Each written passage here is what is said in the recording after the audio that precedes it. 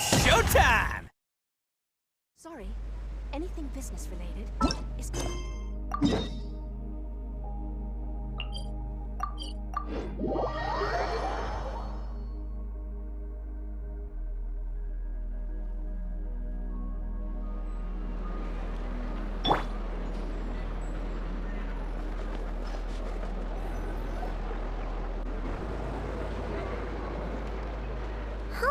It's been a few days since we said bye to the others in Nasha Town. Still no news about Ruru, though. Where could he have slunk off to? If only he was gone for good. But with all the trouble he stirred up before, there's no way we've seen the last of him. Hello! You must be the traveler in Paimon? Mr. Flint has been looking for you. Unfortunately, there's been a serious wild hunt attack over at the quarry. He thinks it's time to regroup and figure out a plan. The wild hunt? Oh, uh-oh. We better get over there, right away! Come on, let's go!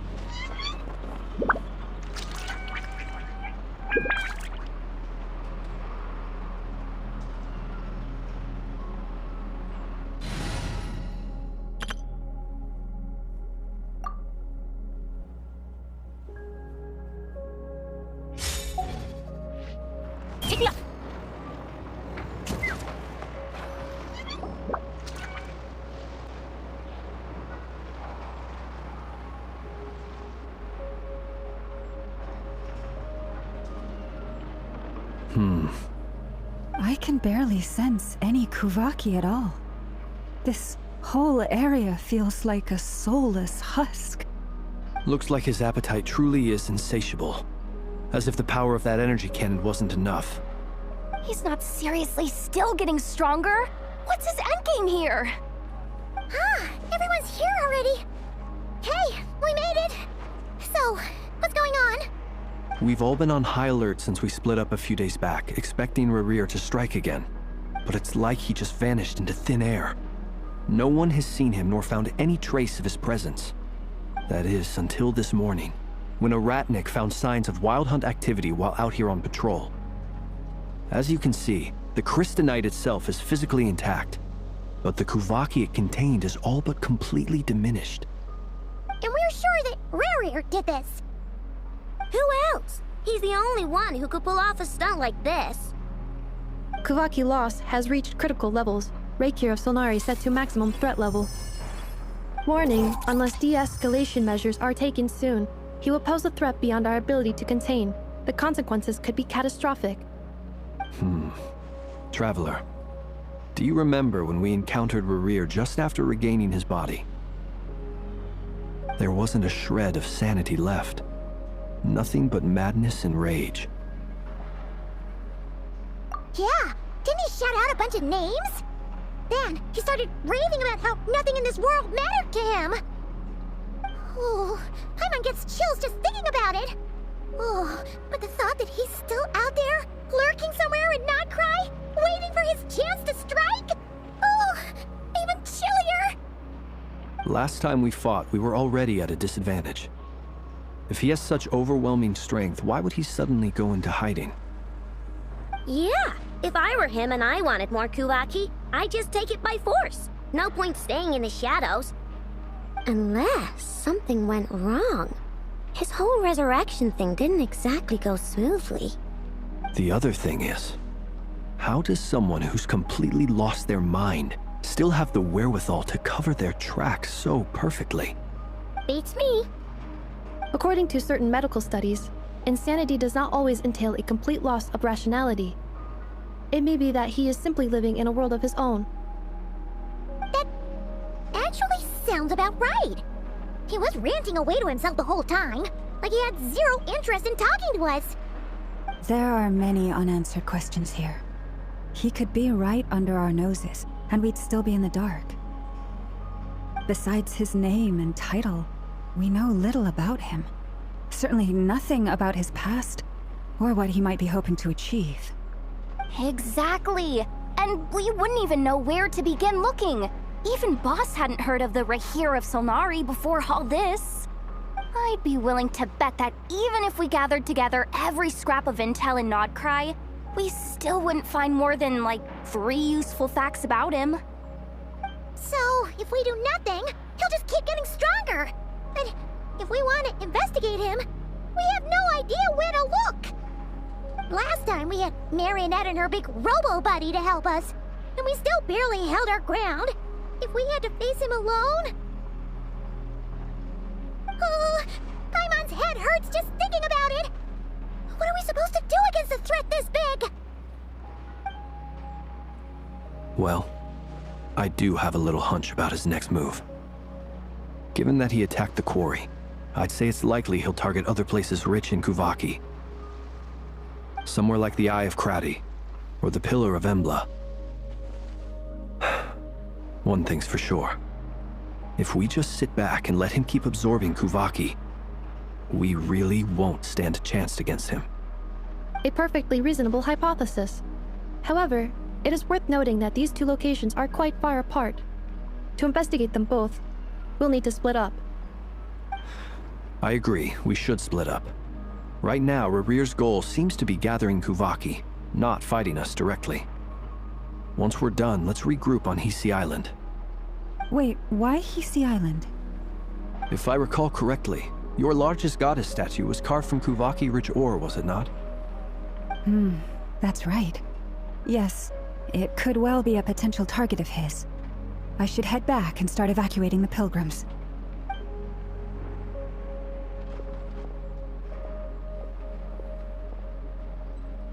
Splitting up's always gonna be risky, but I guess we don't have much choice, right? We're in a race against time here. And if we do run into Rarir, what then? That's when you follow the 3rd rule of treasure hunting. Run like the wind.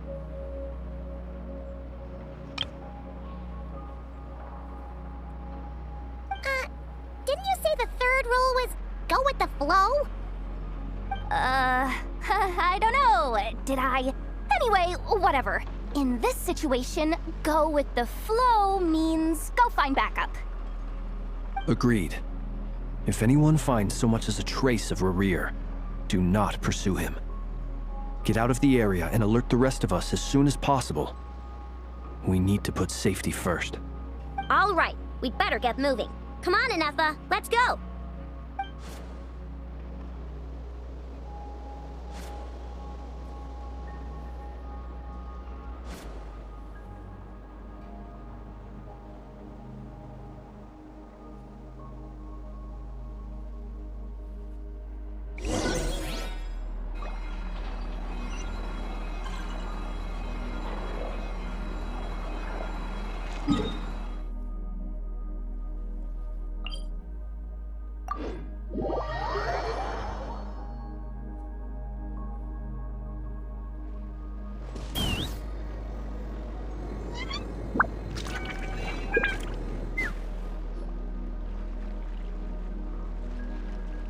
Any leads?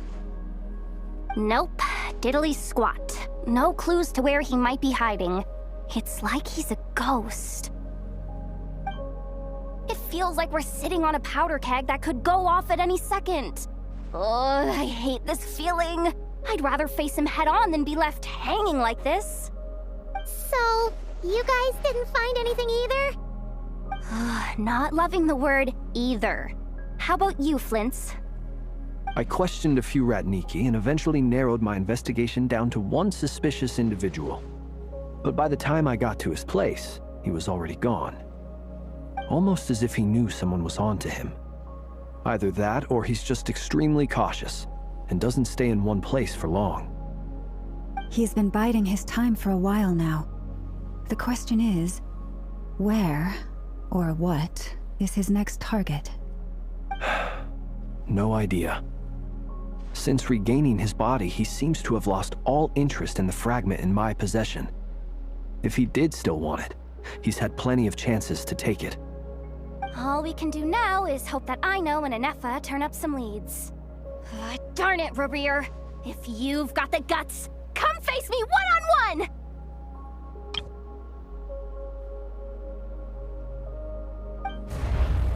Wait, he's actually here? I didn't mean it! I swear! No, it's coming from Silver Moon Hall. The Lady Kutar might be in danger. Let's get over there, quick!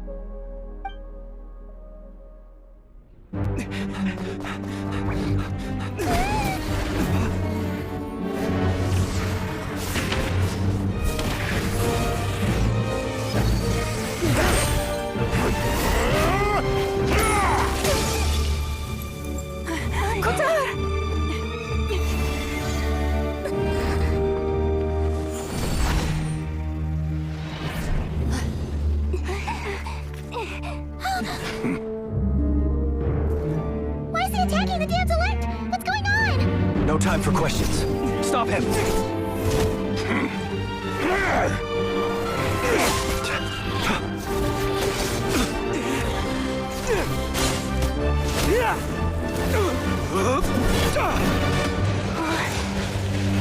This is insane. Yehuda, get Kutar out of here! On it.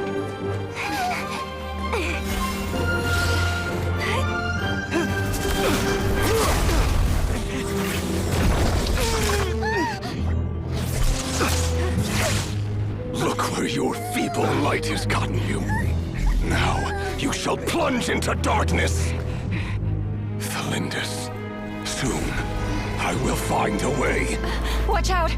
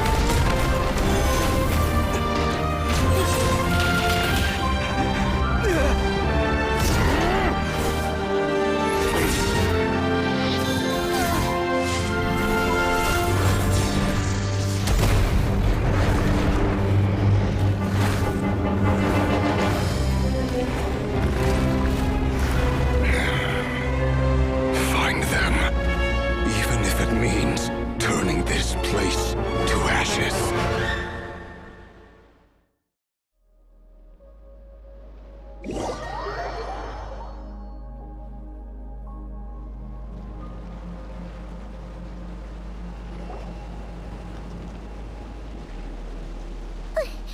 That was too close! We barely made it out of there alive. What's that guy's deal? How'd he get so crazy strong? He's a threat to this entire nation. I doubt his strength could even be measured by conventional standards. I have a question. When me and Anefa showed up, we saw him chasing after this lady like he wanted her dead. What was that all about? We weren't there for the whole thing either. They were already duking it out by the time we arrived. Yeah, we didn't see how it all started. It all escalated so quickly, we had no choice but to step in. Kutar, can you shed any light on the situation? Kutar. Cross-checking database. I see. So you're the one that the Frost Moon Scions refer to as the Moon Goddess? Wait, she's the moon goddess? Oh, no wonder she looks just like all those statues. There are many reasons why people might worship the moon, and just as many why they might despise it. I've never met that person before, but there was no mistaking his deep-seated hostility towards me. Why he holds me in such contempt, I cannot say. But since he hunts the power of the moon, it's no surprise that I am a target. Kutar. There are many potential motives. For instance, you help the traveler escape his grasp. This could be his way of taking revenge. It is also possible that he covets the Kuvaki inside you and seeks to take it for his own. The list goes on. But right now, devising a counter-strategy should be our #1 priority. The likelihood of this location being discovered is close to 100%. A counter strategy? But we don't stand a chance against an enemy like this. Surely our only option is to run. He's not gonna chase us to the end of the world, right? So as long as we can sneak out of Nodcry undetected. No, I can't say that. Come on, Yehoda, this is serious stuff. You can't suggest we all just chicken out. Running is our only option. Huh? You seem surprised, but what other choice do we have? We are facing an enemy we cannot possibly defeat in battle. Well, I mean, yeah, but still. It's not too late. I can distract him, so you'll have plenty of time to make your escape. Wait, what? You're gonna act as bait? Doesn't that make sense? I'm the one he's after. There's no need for you to risk your necks on my behalf. A coyote doesn't stop for bypassers while it's howling at the moon. What is it, Loma? The Frost Moon Scions have already grown accustomed to life without their goddess. My presence here is no longer essential, and this is not my home, so you needn't ask me to stay. We can't just roll over and let him get away with this. That's not our style. Yeah, we can't just call it quits after everything we've been through together. Besides, she'd pretty much saved my life back there. If I just ditched her now, I'd never forgive myself. We can't overlook that you have saved our lives multiple times now. To talk of returning the favor would be a little crass for my liking. But suffice to say that we are friends, and friends look out for one another. River's true objective remains unclear. Even if we were to sacrifice Muskutar, there's no guarantee he would stop. But Kutar, I know why you left the Frostmoon Scions so long ago. It was because people started treating prayer as a form of trade. They would make self-centered wishes, force you to accept meaningless offerings in return, and then expect you to perform miracles for them, as if that were their entitlement. If it were me, I might have walked away too. But I believe that time can change everything, and that sometimes it takes losing something precious to appreciate its true worth. After much reflection, I've realized that this was never about whether the Frostmoon Scions need you. Any relationship based on need is purely transactional. What I truly hope is that you'll choose to stay, not out of obligation, but as part of our family. You were born here, and now you've returned. Who knows? Perhaps it was the moonlight that guided you home. thank you, Lauma. But my power is on the wane. I'm afraid I will be of little use to you now. Very well then. I'll do as you say. Both times you saved us, we were transported across great distances in an instant. Is that one of your powers as the moon goddess? It is, but I find it very draining. I barely managed to pull it off just now, and it will be some time before I'm strong enough to do so again. Rejected by the world, my power is dwindling. Like a lake, cut off from its source, slowly shrinking away. Now, it has almost run dry. What do you mean, rejected by the world? The 3 moons belonged to the ancient bygone era in which they came into being. From the moment I was born, the world itself has been steadily sapping away at my strength. The 3 moons are not one and the same. As the goddess of the Frost Moon, I cannot wield the powers of the other two. Yet moonlight has a way of blending together. Each can reflect the other's glow.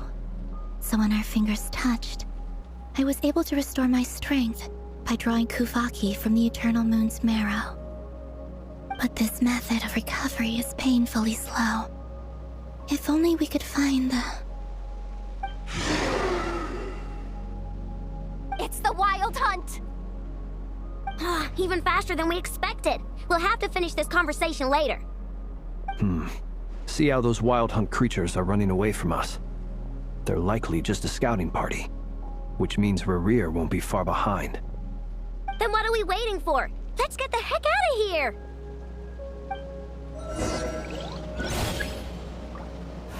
They just keep coming!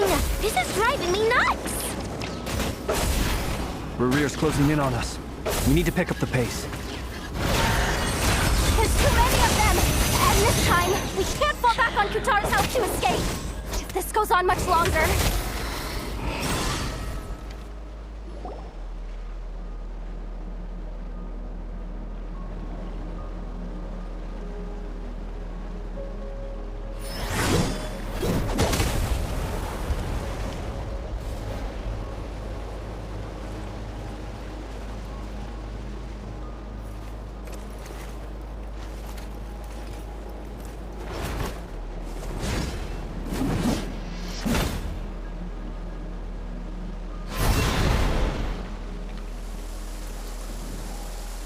What's the matter? Bit off more than you could chew? Hold up! Who are you? Uncle Varka! You're back from Amsvartnir? Whoa! You're Varka? Grand Master of the Knights of Favonius? We could save the intros for later. Right now, let's get you all out of this hellhole. Follow me. I know somewhere you'll be safe. Oh, is that where I think it is? That's the one. Come on, move! There's no time to waste.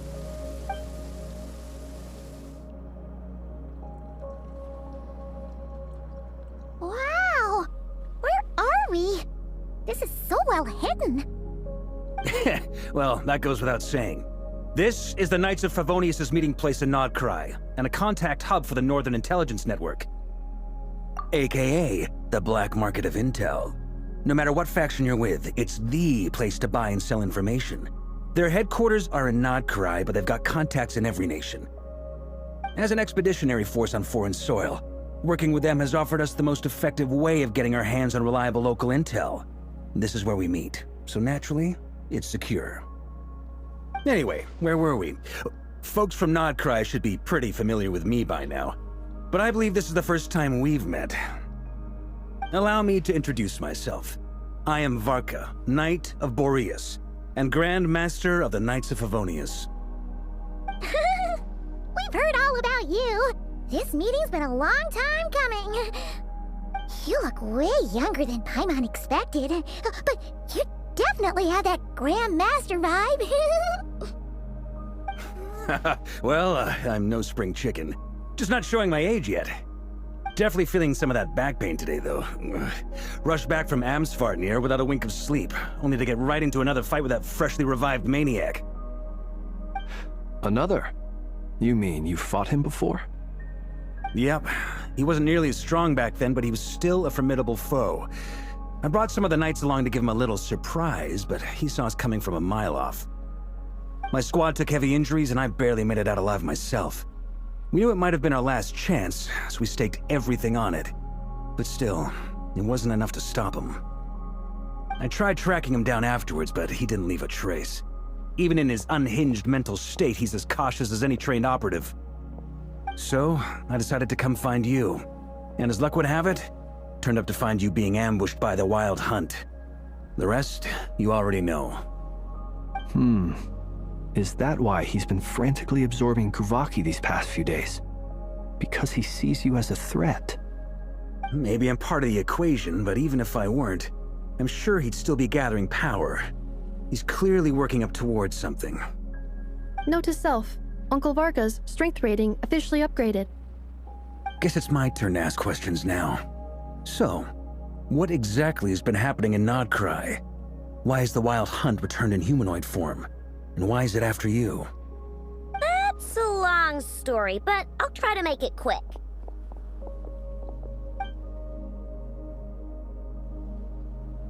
Wow, I had no idea so much had happened. Sounds like you guys have really been through it. So, the Kutar is actually a Fatui Harbinger. And all this Wild Hunt activity in Nodcry is the work of the Raker of Solnari, one of the 5 sinners. That's a lot to take in. Need some time to wrap my head around it all. I'm truly sorry, Mr. Varka. You stood with us against the Wild Hunt, and did everything you could to stop it from escalating into a full-blown catastrophe. And then, the one time you're away, it all comes to a head and all your hard work gets undone. You've got nothing to apologize for, Miss Moonchanter. You can plan 100 steps ahead and still slip up. That's just life. No one knows what tomorrow holds. You can't predict which way the wind will blow next. And, to be perfectly honest, I can't say I'm surprised. For all the times we've defeated the Wild Hunt in the past, we've never been able to completely wipe it out. Turns out, we were just delaying the inevitable. But now that a new variable has come into play, fate may well take a different course. A new variable? You mean us? Who else? And in a strange way, I think his resurgence might not be an entirely bad thing. The Wild Hunt is like an unrelenting force of nature, but Rerir is an individual with an agenda. He's gotta have a weak spot somewhere. That said, while I was explaining everything just now, some of the points that Mr. Flynn said had caught my attention. You mean about our mystery ally? That's right. From what you've said, not only did they lead you straight to some key files, they also shielded Hisi Island from a lethal Kuvaki blast. I don't know who or what could pull something like that off. Heck, even Miss Columbina doesn't have a clue. I hadn't heard the story about those files. Would you mind repeating their titles for me? Wild Hunt Phenomena Log, a Nodcryan Ratnik's Field Journal, and Kuvaki Survey Log. Oh. No. Still doesn't ring a bell. Another dead end.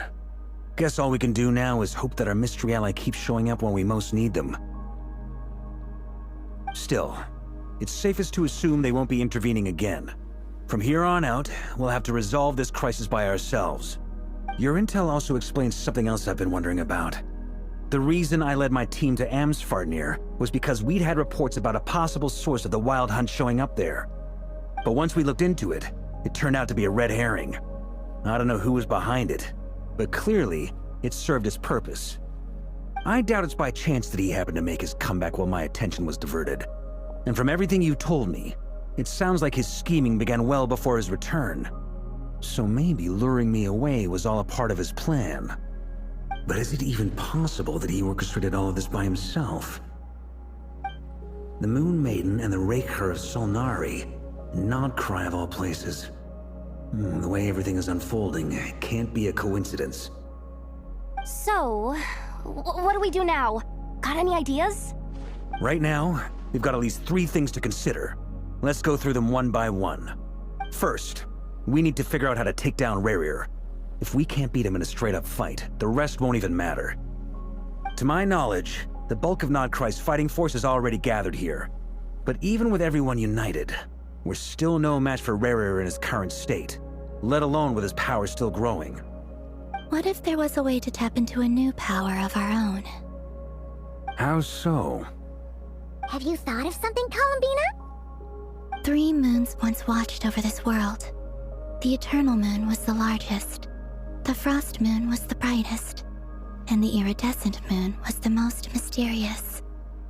They say that back then, the 3 moon goddesses wielded immense power, enough to shape the workings of the world itself. I now bear the Frost Moon's power, and the Eternal Moon's marrow resides within the Traveler. Hold on. Are you suggesting? The Iridescent Moon, the last piece in the puzzle. That's right. If we can find the Iridescent Moon's marrow, I will be able to regain my strength much more quickly. The 3 moons are said to stir the tides and illuminate all things. Perhaps they hold further secrets beyond our understanding.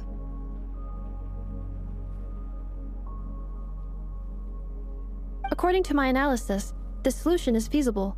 However, it is subject to one major condition. How do we locate the iridescent moon's marrow?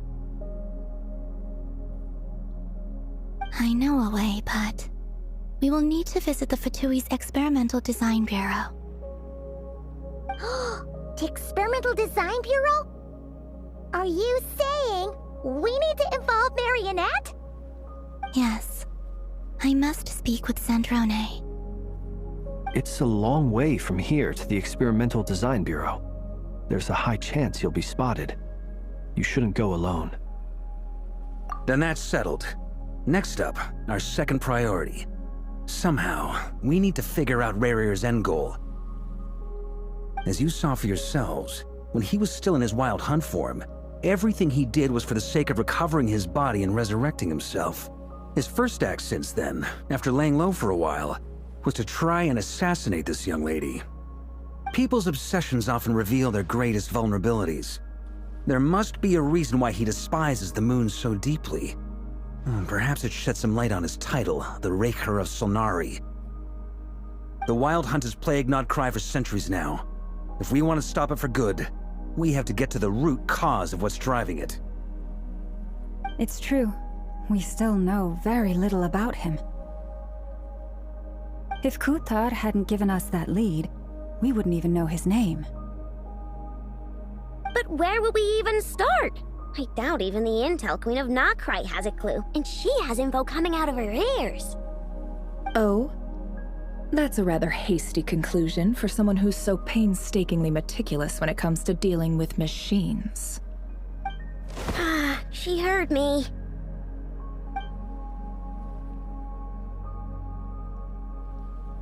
Boss! What are you doing here? I'm now asking myself the same question. I received a letter from a humble knight of Favonius, requesting a meeting to discuss a major business deal. But it looks like this humble knight had something else in mind. Details, details. Miss Sneffer, the important thing is that you've arrived at the perfect time. Since his failed ambush, I've been racking my brains trying to come up with a plan to fight Rarir. Given the severity of the situation, I think it's fair to say that our only chance lies in uniting as one. And I'm talking all the factions in Nodcry. We can't do this without the Curatorium, but I knew it'd be a tough job to win you over. So, I took the liberty of reaching out for a little chat. Wait a sec. How did you even hear about this place, Nefer? Didn't you say this is meant to be the Knights of Favonius' meeting spot? And a contact hub for the Northern Intelligence Network? And isn't it supposed to be super hidden? You really think he could have gotten settled in Nodcry without my help? Besides, I'm the one running this gig. Of course I know where the meeting place is. Allow me to introduce the current head of the Northern Intelligence Network. If it's intel you're after, she's your woman. Pretty much seen and heard it all. Please spare me the flattery. Let's cut to the chase. Seems like you've run into some trouble, huh? Well, this certainly qualifies as an unforeseen crisis. On behalf of the Curatorium of Secrets, I wish you all the best of luck. So you're just going to sit this one out? Why should I get involved? What could possibly be in it for me? What if we told you we can't do this without you? Oh? Then I'd say you'd better make it worth my while. I don't work for free. I can't put a price on something like this. It's just not in my nature. But then again, you and I have always been polar opposites in this regard, so I can't exactly say I didn't see this coming. If you insist on compensation, I will pay you. Consider this a formal commission. Sound fair? You just don't give up, do you? Too bad. I know you well enough to know you can't afford my prices. The riskier the job, the more it'll cost. And a Moonchanter's stipend isn't exactly generous. Unless You're planning to start passing the donation box around among the faithful? Boss, just a thought. If they come up short, maybe you can take the difference out of my next few paychecks. Things got really dangerous during the fight with Rerir. If this girl hadn't saved me, I'd be ley line fodder by now. I'd be gone for good, boss. If there's any way we can make this work, I'd really like to help her. Please? I'm begging you!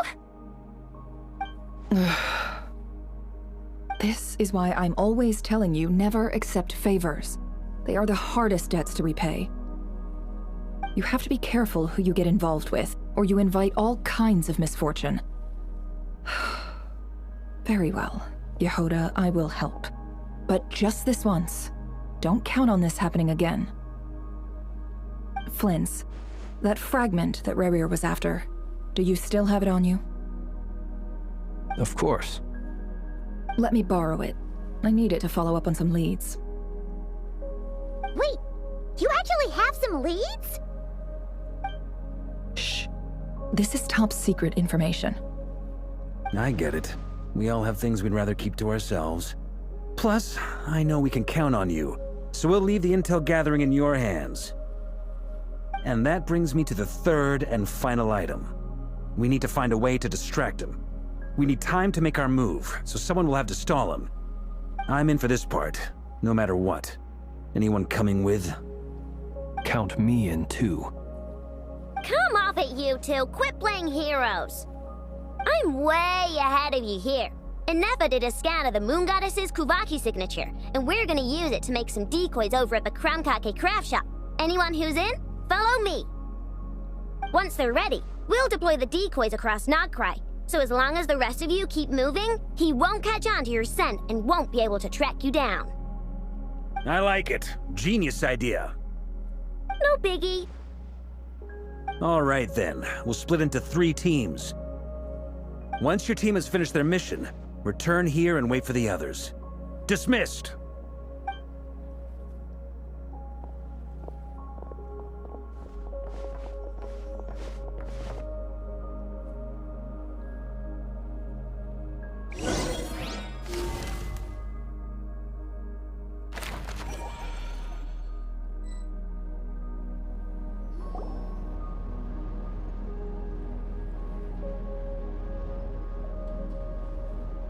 Lady Damselette. Wait, and you two? What are you doing at the Kuvaki Experimental Design Bureau? We've been doing our best to mind our own business lately. But if you're just gonna waltz up here like this, you're seriously pressing your luck. Don't blame us for doing what we have to. Huh! You really think that's gonna scare us off? We're not looking for any trouble. I just want to see Zandrone. Do I need to remind you that you're still a wanted fugitive for deserting us? Out of consideration for our former ties and the crisis we're all up against, we'll let you leave in one piece. But don't even think about trying to get inside. Let them in. But... Are you going to make me repeat that? no, my lady. Zandrone seems to be in a good mood. Must be maintenance day.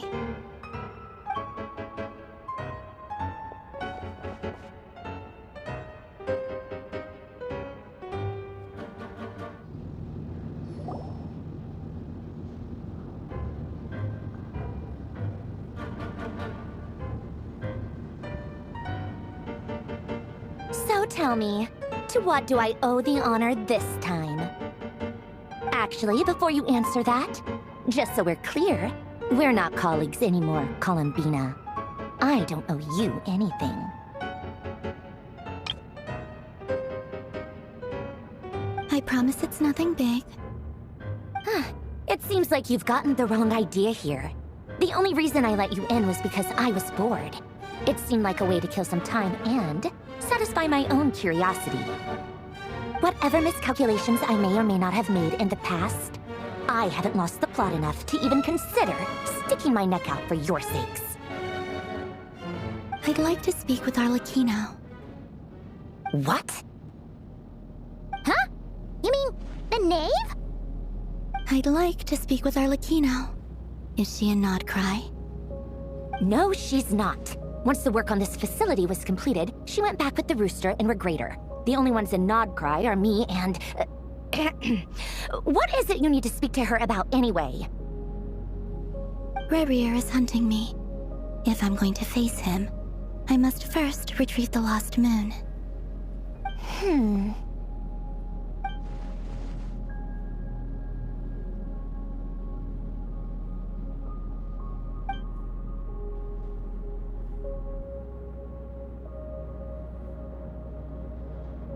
Is that a no, then?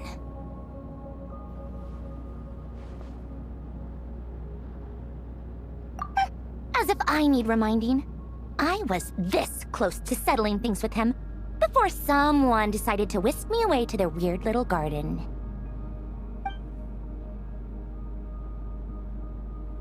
Have you held any tea parties lately? Tea parties? Yeah, obviously. You don't seriously think we'd pack it all in just because you aren't here.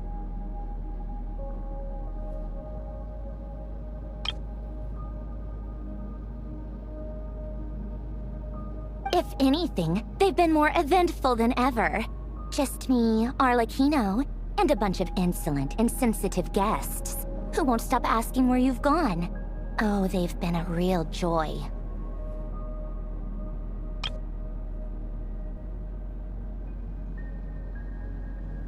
I bet you served them the worst tea you have. Just like you used to do to me when I upset you. Who cares about how good the tea is when there's no one around to drink it? I keep losing people.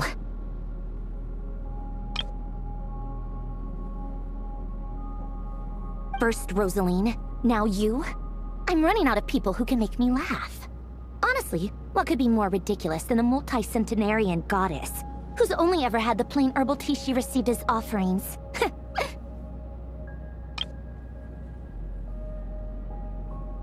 You'd always brew a different type of tea for me each time. Was it really just to see how I'd react?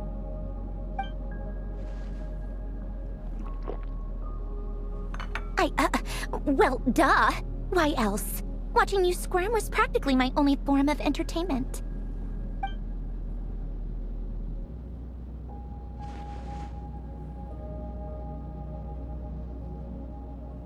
Oh, yeah. And Capitano sometimes used to bring Tartaglia around, too. But I guess we won't be seeing him again.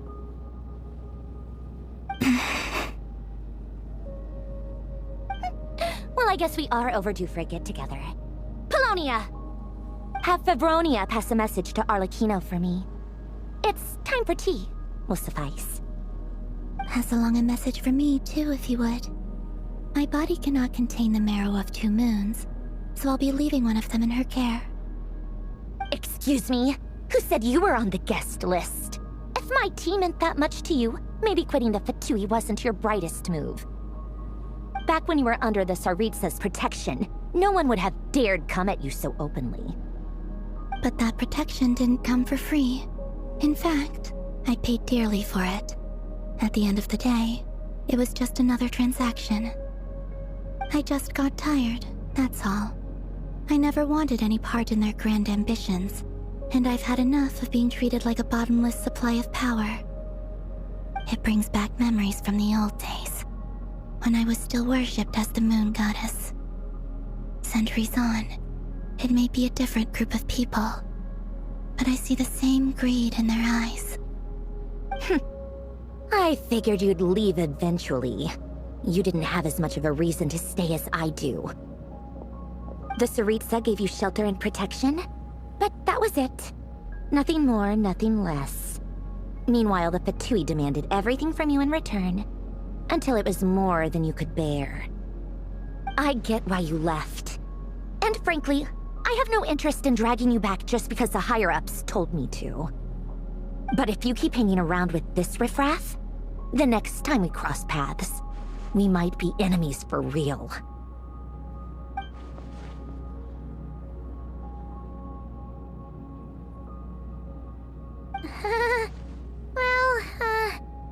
Guess that's our cue to leave.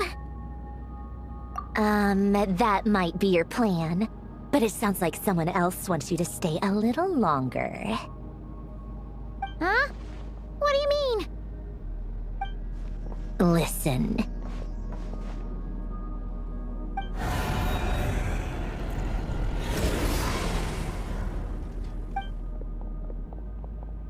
My lady, it's the Wild Hunt. A horde of monsters is headed straight for the facility. Ugh, another uninvited guest trying to crash my tea party. Clear the area. I'll handle this. Wait, what? You want us to leave you here by yourself? Huh, you'll be lucky to make it out of this alive. You really think you can afford to worry about me? Go on, get out of here. You may have stopped Polonia from crushing him last time, but I've made sure that won't happen again. The entire Experimental Design Bureau is rigged for war. Stay and watch if you want, but it'll be at your own risk. You're not flagged as friendlies in the weapons system. Don't tell me what to do! Ugh, look, if you're leaving, make it quick, or you'll just get in my way. There's a secret passage on the second floor. It'll take you right to the plains out back. Stare all you want, Columbina. You're not getting another invitation to my tea party. I know. But thank you anyway, Sandrone. This is exactly why you shouldn't hang around with those people. All their melodrama and sentimental nonsense is rubbing off on you.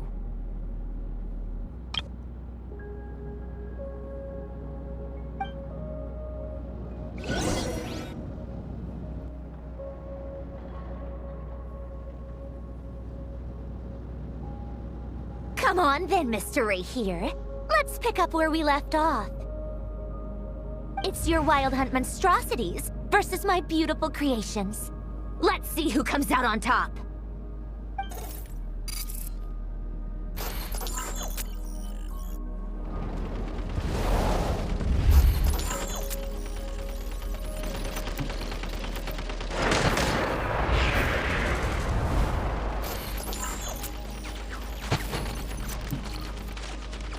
Good work, Bosco 1. Bosco 2, prepare to fire!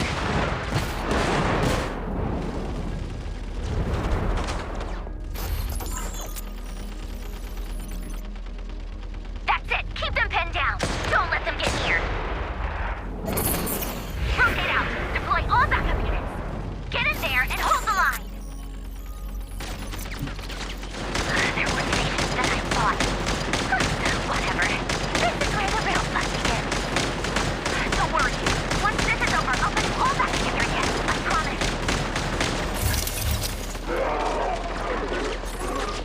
Finally, the Ranger himself. Time to... Huh? Where'd he go? Uh-oh.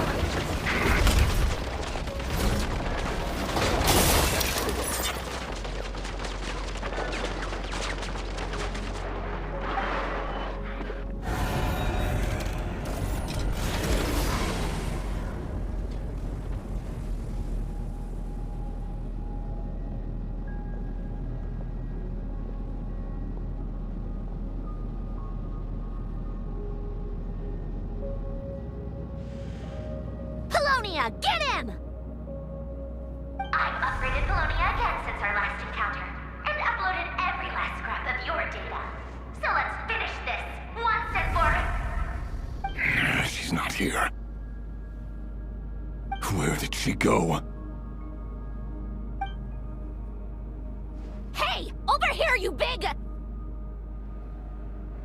Cursed moon. Go. Keep searching. She cannot have gotten far.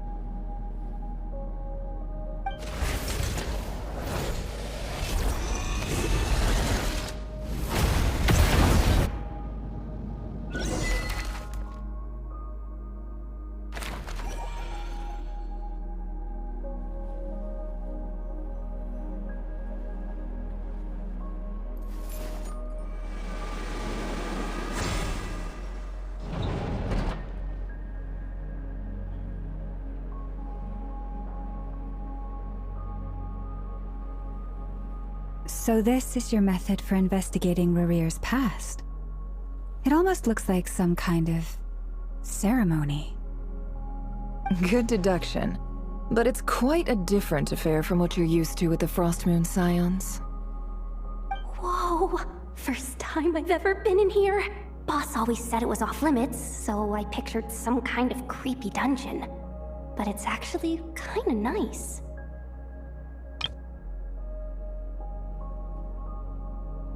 Oh, I guess this must be Sumeru decor?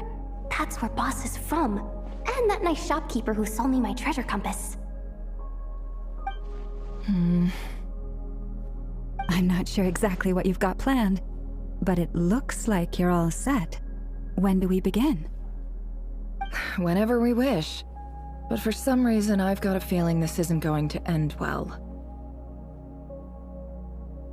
I've never faced Rarir myself, but from what you've told me, his power is beyond anything I could imagine. I, on the other hand, am just an ordinary businesswoman. Our paths should never have crossed, yet here I am, forced to make an enemy of him. If you ask me, you're about as far from ordinary as it gets. So what are you saying? You're getting cold feet? Once I take a job, there's no backing out. Still, I have to ask myself if the power I'm relying on will even work on an opponent of this caliber. And also how to make sure I come out of this alive if things spiral out of control. Death is the one thing we can take for granted. It is the great equalizer, however fortunate or unfortunate we may otherwise be. So it's important to consider how to spend what lifespan we have left.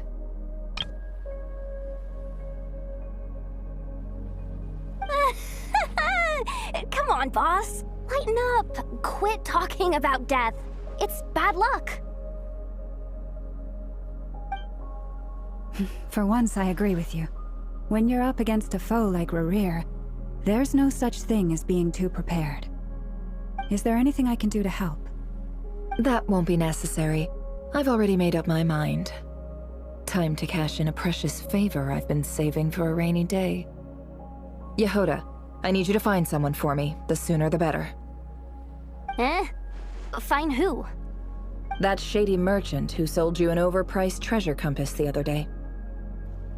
Come on, boss. You're pulling my leg again. In what way is she shady? She showed up when I was completely lost and sold me a neat little gadget that was exactly what I needed. Trust me, she's a good person.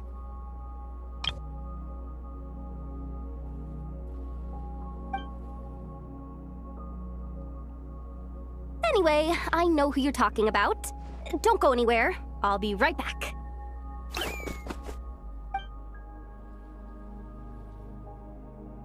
Quit grabbing me. I genuinely can't run any further.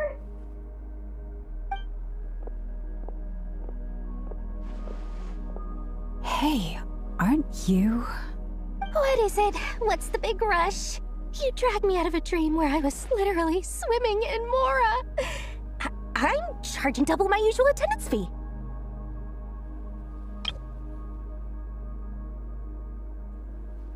See, look how easygoing she is. After that rude awakening, she could have completely snapped at us. But instead, she kept it together and just asked for an extra fee. Dori Sangama Bay? I never would have pictured you two doing business together. If you want to make it big in Nodcry, it's all about connections. Lady Nefer just so happens to have a lot of intel that interests me. And she also did me a big favor in the past. It was back when I first arrived in Nodcry. My trusty assistant, the genie in my lamp, had an adverse reaction to the Kuvaki and fainted. And when you know it, that's when I suddenly find myself in a life-or-death situation. Good thing my compatriot was there to swoop in and save the day. I've been giving her a 30% discount off all of my goods ever since. Now, so that no one here feels left out, I'm willing to extend a 20% discount to fellow friends of Boss Nefer.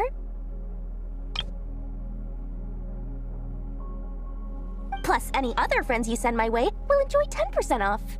What can I say? The great Lord Sangama Bay is nothing if not generous.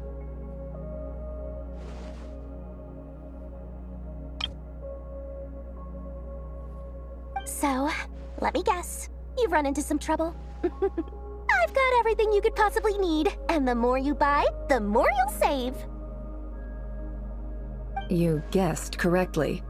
What have you got in the way of survival gear? The one type of gear I've never been short on. What are you looking for? A jetpack fresh from the Academia's labs? An ancient suit of armor dredged up from the bottom of the sea? At the very least, I need to know what kind of opponent you're dealing with here. If even you're worried about staying alive, it must be pretty serious.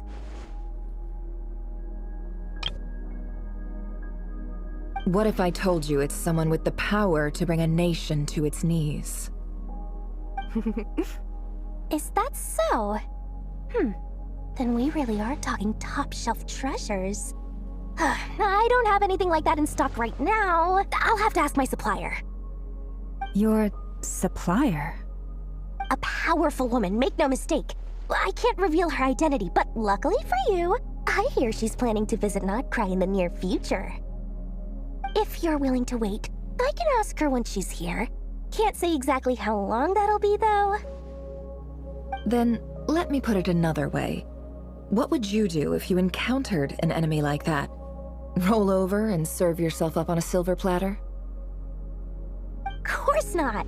I have a handy little trinket from one of my generous suppliers, which... Hold on. What exactly are you getting at? No, no! This is for my personal use only!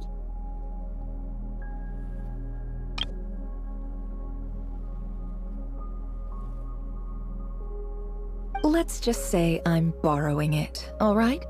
Just for insurance purposes. You'll get it back later. Favors are the worst kind of debt to owe, and now you've got a chance to repay one. A win-win situation, don't you think?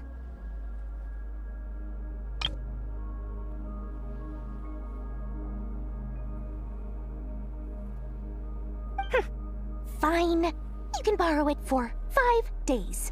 No, make that 3. And for every extra hour after that, I'm charging you 1,000,000 mora. Deal? Deal.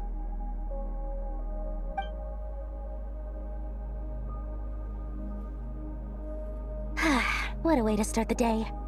Now, was there anything else you wanted? Or can I go back to bed now?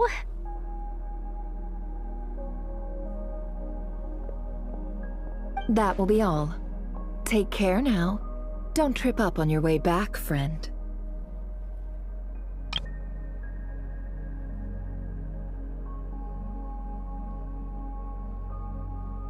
See you later! You're my favorite shopkeeper.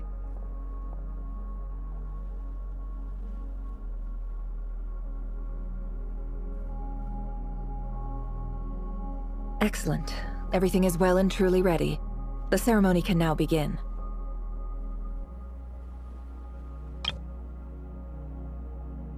After initiating the ceremony, your minds will follow me wherever I go. You will see many strange things in your mind's eye. So remember, don't be frightened, and don't make a sound.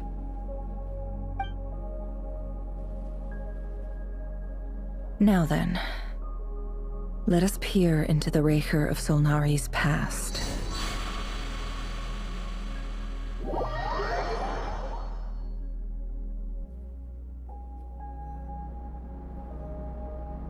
I made it. I don't recognize this style of architecture. Must be Conrian. Simple furnishings, table and chairs. It's a more ordinary house than I might have expected. Looks like the fearsome Raker of Solnari came from surprisingly humble beginnings. Unless this passed for luxury in Conria. Unlikely. It was said to be a very prosperous nation in its heyday. Anyway, I'll keep exploring.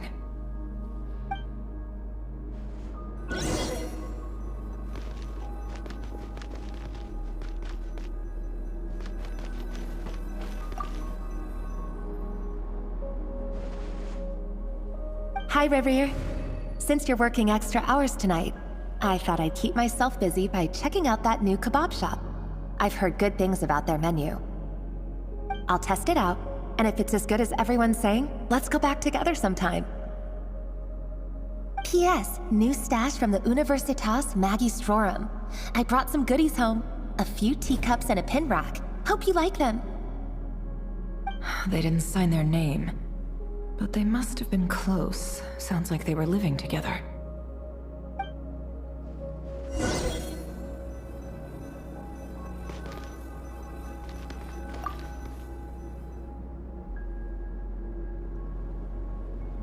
I went over to Joseph's for drinks today. They have a fine collection, but I went alone. Felindis was tied up with something and couldn't make it. Joseph asked why I came alone, but I didn't really have an answer. He then went on to ask about other things. If you ask me, someone who asks that many personal questions is too nosy for their own good. But if he invites me again, chances are I'd still go. Felindis. That's the same name Rerir mentioned. Grain imports keep falling. If things don't pick up, we'll soon be back to meat and mushrooms only. Honestly, I'm not a huge fan of that new type of mushroom everyone's been into lately. Didn't it start out as a lab-grown variety? I heard it's even mildly corrosive. Seriously, why would you even eat something like that? I don't care if it's an impressive feat of alchemy. That just isn't the kind of thing I like to eat. Grain has to be imported, and they're eating a diet of mostly meat and mushrooms. Could it be because Conria is underground, so it doesn't get much sunlight? That would explain why they use so much stone in their buildings. They even use alchemically modified strains for food. Seems like the people of Conria don't have many options when it comes to dining. I've just about saved up enough now. Time to buy it and keep it somewhere safe. Making a big purchase. I wonder what it is.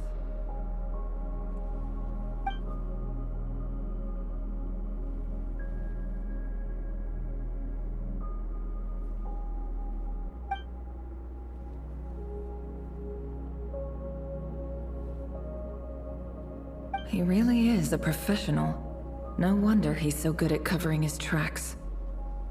Despite what he's become, it seems like he's retained certain habits, at least in this regard.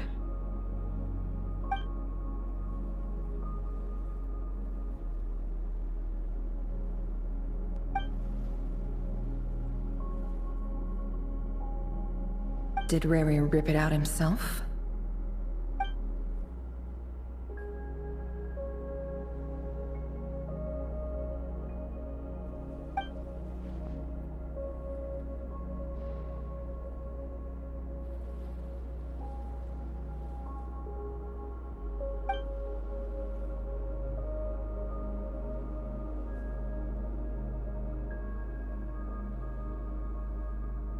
Before I met you, I was convinced that my heart was nothing more than a stagnant pool. The burial place of a fallen moon. A withered, windless grove where the waters rested forever unrippled. It was you who helped me see that my heart hadn't entirely withered away. That it could still beat to the rhythm of love. This is just trivial sentimentality from the looks of it. Why would he go to the trouble of hiding that? The burial place of a fallen moon.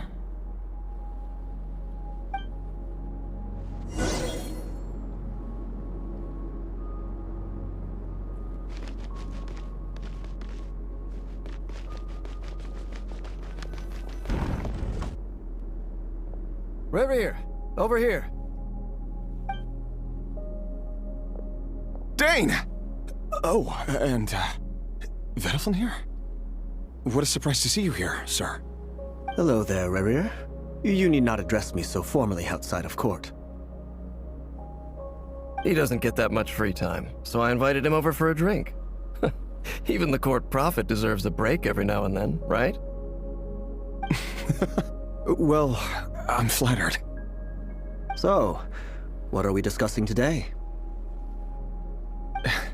Hey, don't look at me. As far as I see it, we don't need an excuse to have a few drinks. Come on, don't give us that. Didn't you say you were about to pop the big question? How's that coming along? Who'd have thought the great Twilight Sword was an even greater gossip? I just didn't expect you to be the first one to settle down and get married, that's all. Yeah. If you told me that a few years ago, I wouldn't have believed you either. So, are you planning to come clean about your job then? I'm guessing you still haven't told her. Sure, I'll have to tell her at some point. But I'll need to pick the right time and place. To be honest, I have no idea how she'll take it. Come on, stop being such a pessimist. For all you know, she could be thrilled. I bet she'll be much more impressed by your actual job than the one she thinks you're doing now. A member of the King's Guard. Quite the cover story. Does the king himself even know?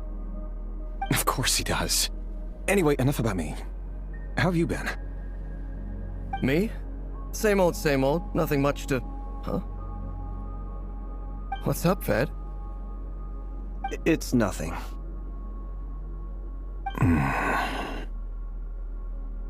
Vedifulnir, Dainsleif's elder brother. Renowned throughout the court of Conria as the Visionary, and said to possess a wisdom far beyond the reach of any ordinary man. And yet, despite the gulf between us, he seems to have something to say about me. Does he even know me? Does he see me as a friend of his brother, or just another of the Vinster King's blades? Why did he react so strongly? Was it really to do with what we were talking about? Brown, curly hair and brooding blue eyes. So this is what Rerir looked like back in the day. Perfectly normal. No different from anyone else. As frightening as this monster is in the present, there's something even more unsettling about seeing the human he used to be.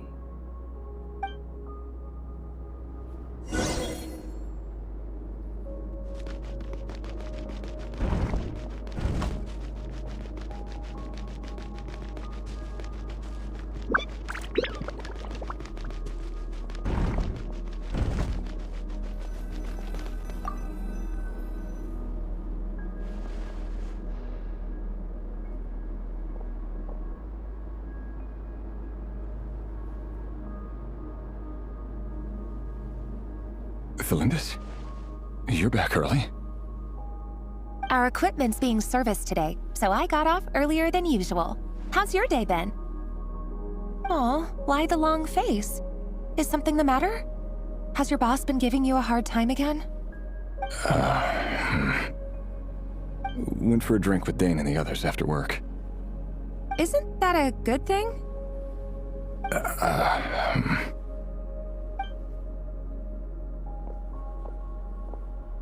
Vedifulnir showed up today, too. You know, Dainsleif's older brother. Ah, Mr. Vedifulnir. Yes, I've heard of him. They say that everything he says ends up coming true. He overheard Dainsleif mention that I'd recently proposed, and seemed to have an issue with it. But when I asked what it was, he kept it to himself. So, you're worried?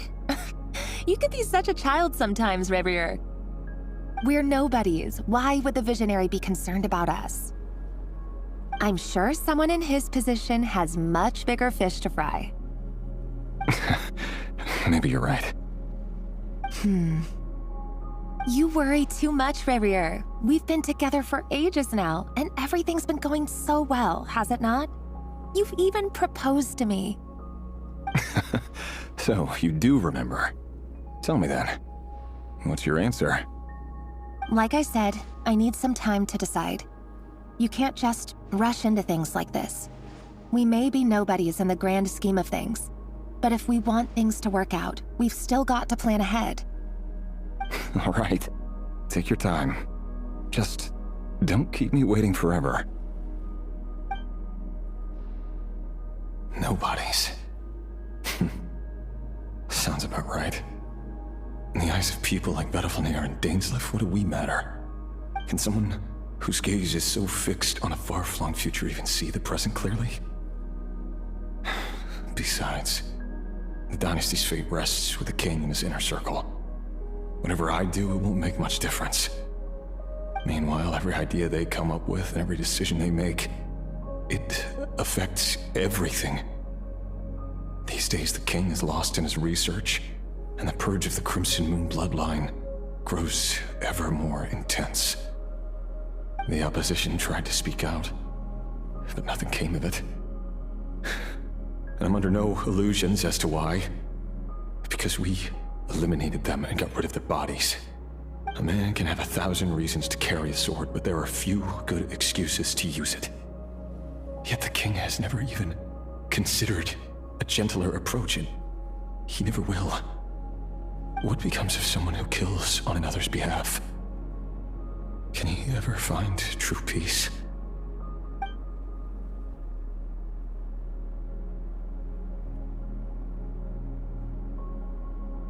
Thelindis,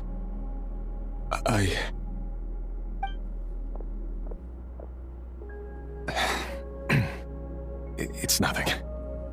You were right. Fate has never smiled upon nobodies like us.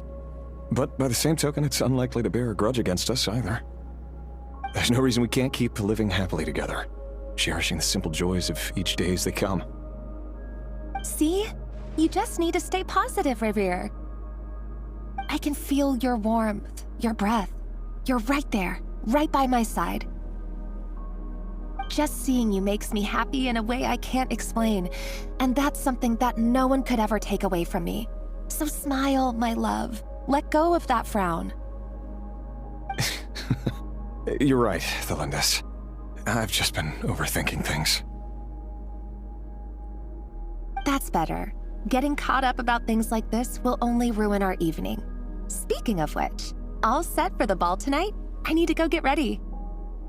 You go ahead. I just have a few things to take care of, then I'll come join you. Even busier than the big shots, huh? Fine, I'll go get started, but don't be late. If you keep me waiting too long, I won't be a happy bunny. Relax. I'll be there. Seriously, though, you drive a hard bargain. You're really gonna leave my proposal hanging and still expect me to take you to the ball? Well, that goes without saying. I already told everyone I'd be coming with a dance partner. Besides, they're two completely different things. Let's take it one thing at a time, all right?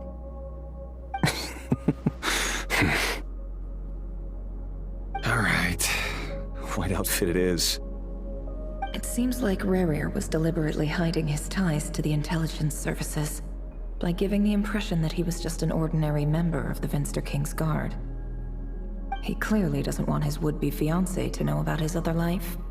Then again, that's hardly surprising. People in the intelligence trade rarely do. Who'd have thought we were in the same line of work? Let's dig a little deeper.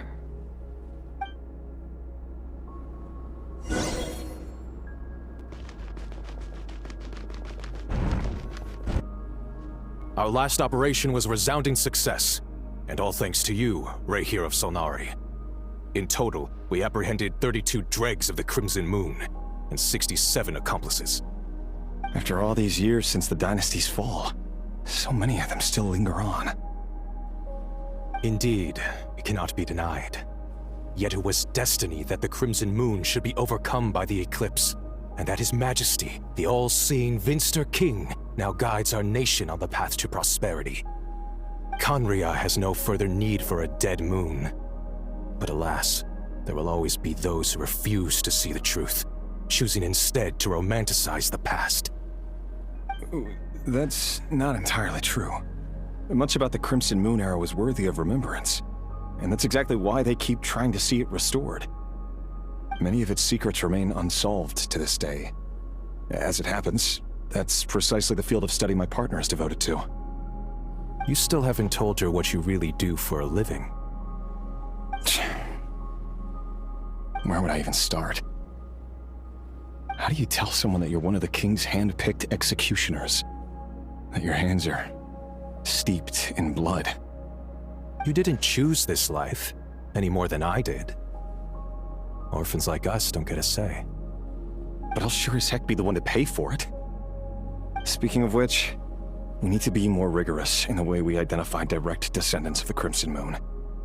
Someone, it seems, has strong opinions about my future plans. Most likely my marriage in particular. I have a feeling that we may soon become targets of the Crimson Moon's retribution. Your concerns are not unfounded. They've taken out many of our colleagues these past few years, and for that very reason. These are no helpless lambs we're leading to the slaughter. They're wolves in sheep's clothing. Take care, Rayhir of Solnari. I look forward to toasting you at your wedding. Thanks, Thorkel. You look after yourself, too.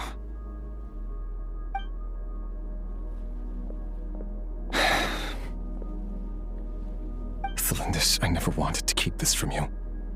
You're the last person I would ever want to lie to. But that's exactly why I can't tell you everything. There are things you shouldn't know. Things you cannot know. The moonlit dynasties are a thing of the past. Yet even now, with the sun shining high in the sky, there are those who would call forth a dead moon's ghost. Could that be why Vedalfnir held back? Or was it because of some court secret he's not at liberty to share? I have to get a clear answer from him. No matter what happens, I will protect Thelindis. Rerir seems to be very concerned by Vedalfnir's reaction.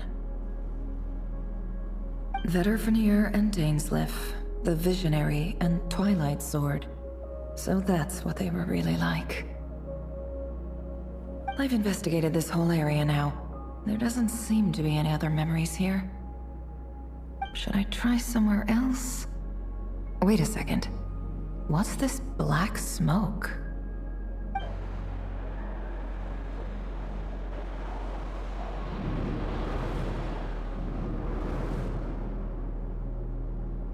So he's late after all. Just you wait, Rerir. You're in for it. Big time. Are you waiting for someone, ma'am? Could I tempt you into buying some flowers? Oh, sure. Pick me out a pretty bunch if you would. Thank you. But I'm afraid none of them are as pretty as you. For someone so young, you sure have a way with words, don't you? I'm only telling the truth.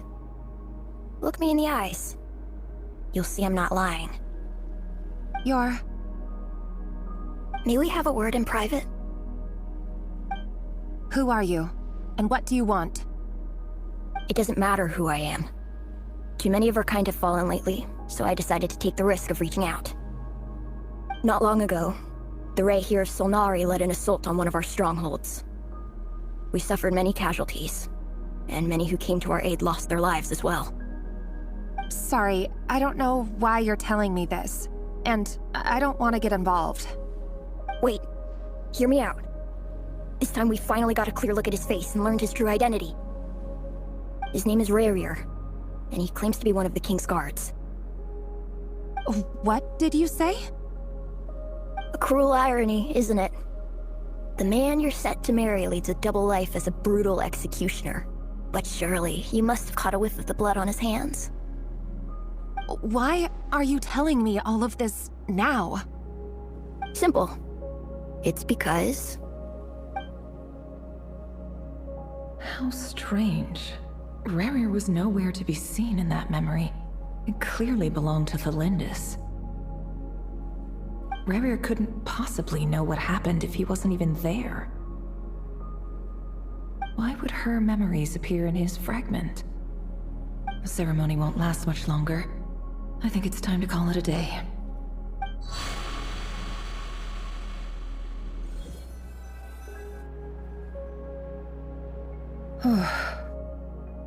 So that was your doing? Did you just pull us inside Rerir's fragment to spy directly on his memories? Any more questions, and I'll have to start charging. I had no idea you could do that, boss! Seriously, that was amazing! We're not worthy. We're not worthy! I gotta admit, though, I'm itching to see what happens next. Feels like we barely scratched the surface. I'm just as curious as you are, but the ceremony only allows for limited time inside. That's all we can see for now. Luckily, we managed to learn quite a lot. So far, so good. I just hope the others are doing okay too. Especially the group with the Traveler. Their mission is a risky one. Let's hope it's all going smoothly. If you're worried about them, go see how they're doing. If I know Boss, she's gonna need some time to write up all the details and make sure it's all coherent. I'll stay behind to lend a hand, but feel free to head back and meet up with the others.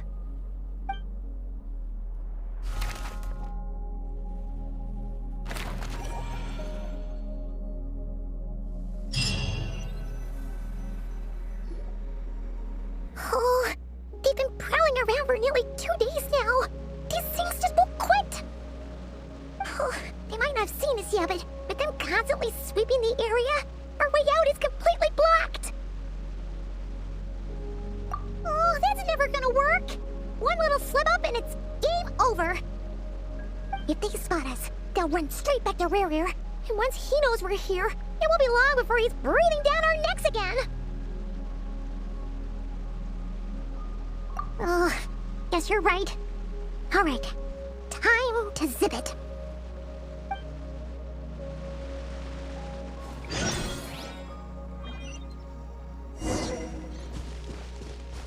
Quick, hide! We almost got spotted! Phew, that was a close call.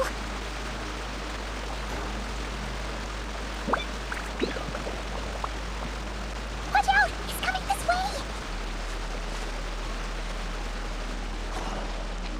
Keep going. We're nearly there. This is the final hurdle.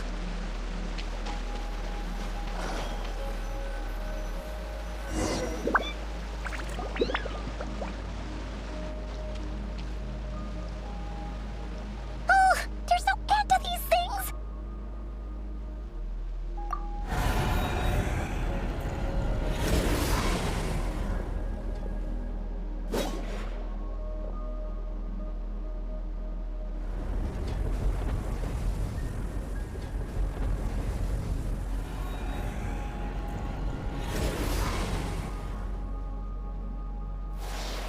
Fire. Fire? Wait, what's that smell?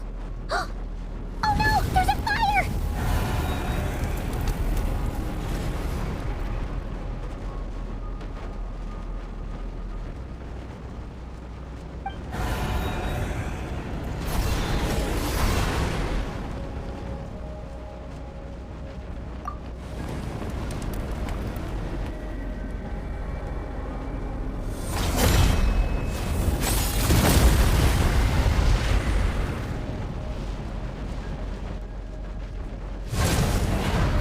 Zandrone was right.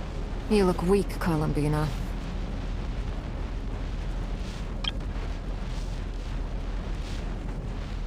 The old you would never have let such lowly creatures bar your way. Word has it that you did something for the Tsaritsa, and that's why you've lost most of your power.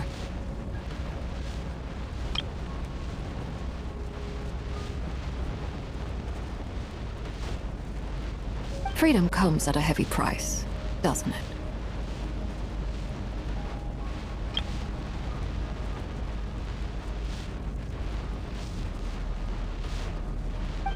It's Arlecchino! You came! Hello again, Columbina. And greetings, guests of the House of the Hearth. It's been a while, Arlecchino.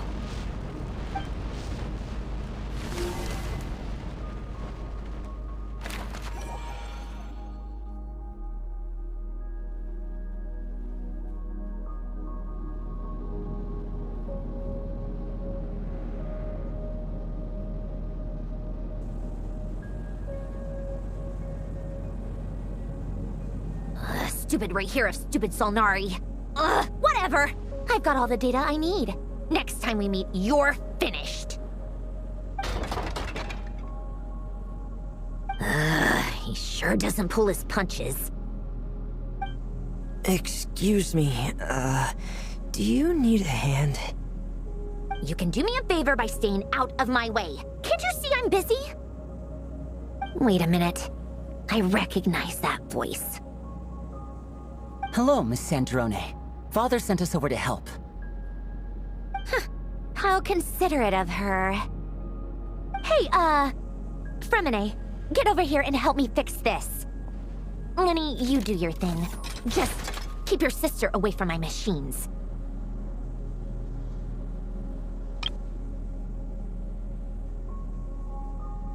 Nearly every machine that cat girl touches ends up going haywire. Go put her on cleaning duty or something.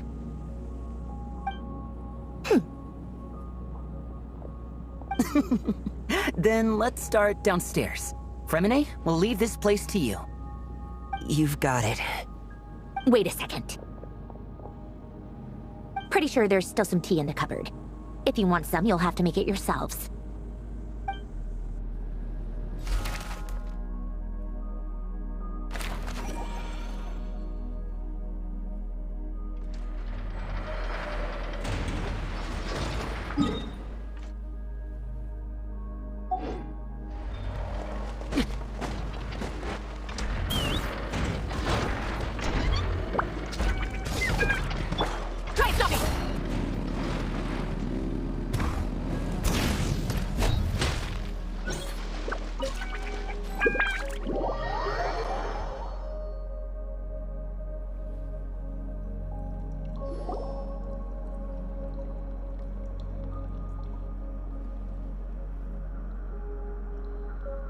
It's a relief to see you all made it back in one piece.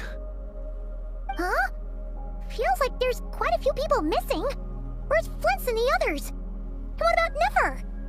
I returned ahead of them. Flint is helping Ino and Anefa to set up the decoys and buy us some time. As for Miss Nefer... Boss is still wrapping things up on her end. She sent us back to fill you all in on the top secret intel we've been gathering. I see. Then let's get right into it. But first, who do we have here? You brought someone else in to help? Greetings. I was invited here to help as a longtime Tea Party companion of Columbina's. You may call me Arlecchino. Surely it can't be. Those eyes. Oh, where have I seen them before? Wait, of course. In those memories we just saw. The only Arlecchino I know is the fourth of the Fatui Harbingers. So either you share a pretty uncommon name, or you are more than just a Tea Party buddy. You are well informed, Grandmaster. A man from Mondstadt living all the way out here in Nodcry, and yet the people and affairs of Snezhnaya seem to hold a special place in your heart. Oh, the feeling's mutual. Sounds like you know all about who I am, too. A Fatui Harbinger. The atmosphere in here just got really tense. Guess we can't just start trusting Fatui Harbingers, even at a time like this.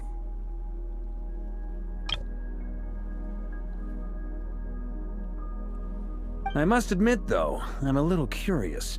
Seeing as the Moon Goddess no longer belongs to the Fatui, what makes you so willing to put your neck on the line here? Nor does Nodcry belong to Mondstadt, Mr. Varka. Yet still, you're fighting for it all the same. Things don't always have to have a tangible payoff. Sometimes, stopping things from spiraling out of control is a higher priority than chasing the spoils of victory. Of course, I can't say there's nothing in it for me at all. But that's between Columbina and myself. Forgive me. I don't mean to doubt you. It's just that the Fatui really have been the source of many of our troubles. We have our own way of doing things here in Nodcry. But ever since they arrived, the Fatui have treated us with nothing but hostility. I know there's been a lot of bad blood between us in the past. I've done my utmost to avoid friction whenever I could. But sometimes fundamental conflicts of interest simply can't be settled amicably. That's why I'm here solely in a personal capacity. This has nothing to do with the Fatui. As a gesture of good faith, I'll be frank. I can help Columbina track down the iridescent moon's marrow, which will help her restore more of her power. Anyway, what else is on the agenda? Let's begin. She says she'll be frank, then completely skips over the details. Looks like she doesn't want to give away too many secrets after all. But she clearly wants to change the subject. It'd be awkward if I tried to bring it up again now. I guess we'll just have to go along with it. She's the fourth of the Fatui Harbingers, after all. One look, and you can tell she's not someone you'd want to mess with.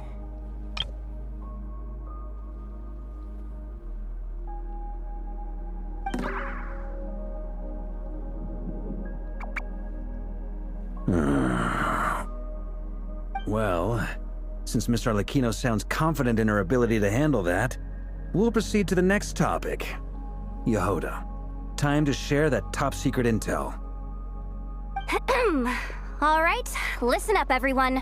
First, we now know that Rerir was originally a Conrian secret agent whose primary mission was to hunt down and assassinate the so-called Dregs of the Crimson Moon. The Dregs of the Crimson Moon?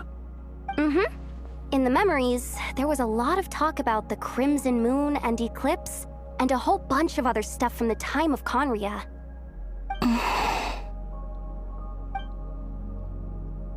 To my knowledge, those were the names of 2 different Conrian dynasties.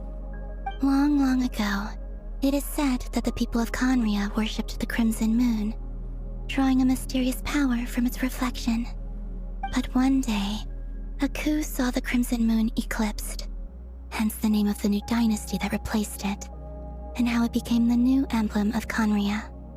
Still, long after the Crimson Moon dynasty had fallen, the last ruler of the Eclipse dynasty, the Vinster King, still coveted the secrets it left behind. So, he sent the Rehir of Solnari to secretly hunt down the Crimson Moon's few remaining followers. In those days, Rerir showed no signs of madness. In fact, he was as normal as any other person. Oh, and he had a fiancé, or at least a would-be fiancé, called Tholindis. What's the matter?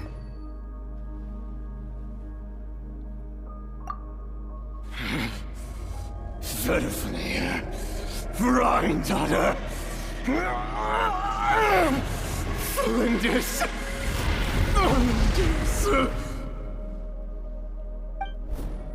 Interesting. Anything else?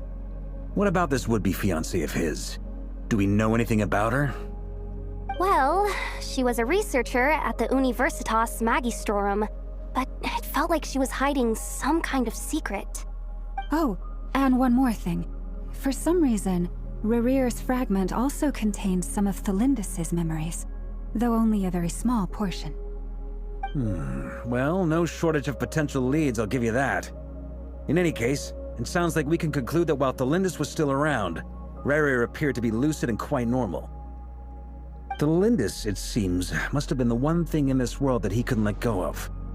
Tell me though, were these pure-blood Conrians we're talking about here? Why do you need to know that? Hold on. If she was a pure-blood Conrian... Oh yeah, just like how it was with the captain. If we could somehow find her, do you think there's any chance Rerir might regain some of his sanity? It's possible, but it would take a miracle. We can't pin all our hopes on that. That merchant who never knows, Dori Sangama Bay. Maybe we could hire her to look into it. Alright then. Let's keep working in our separate teams. Traveler, Paimon, Kutar, and Miss Arlecchino will go look for the iridescent moon's marrow. As for the others... On the way over here, I noticed that the wild hunt monsters had grown even more frenzied in their search for Kutar. At this rate, the people living here will be in grave danger too. So I'm thinking of gathering together some of our followers to go wipe them out. I'll head back to the curatorium and meet up with the boss. Feels good knowing we've all got something to be getting on with.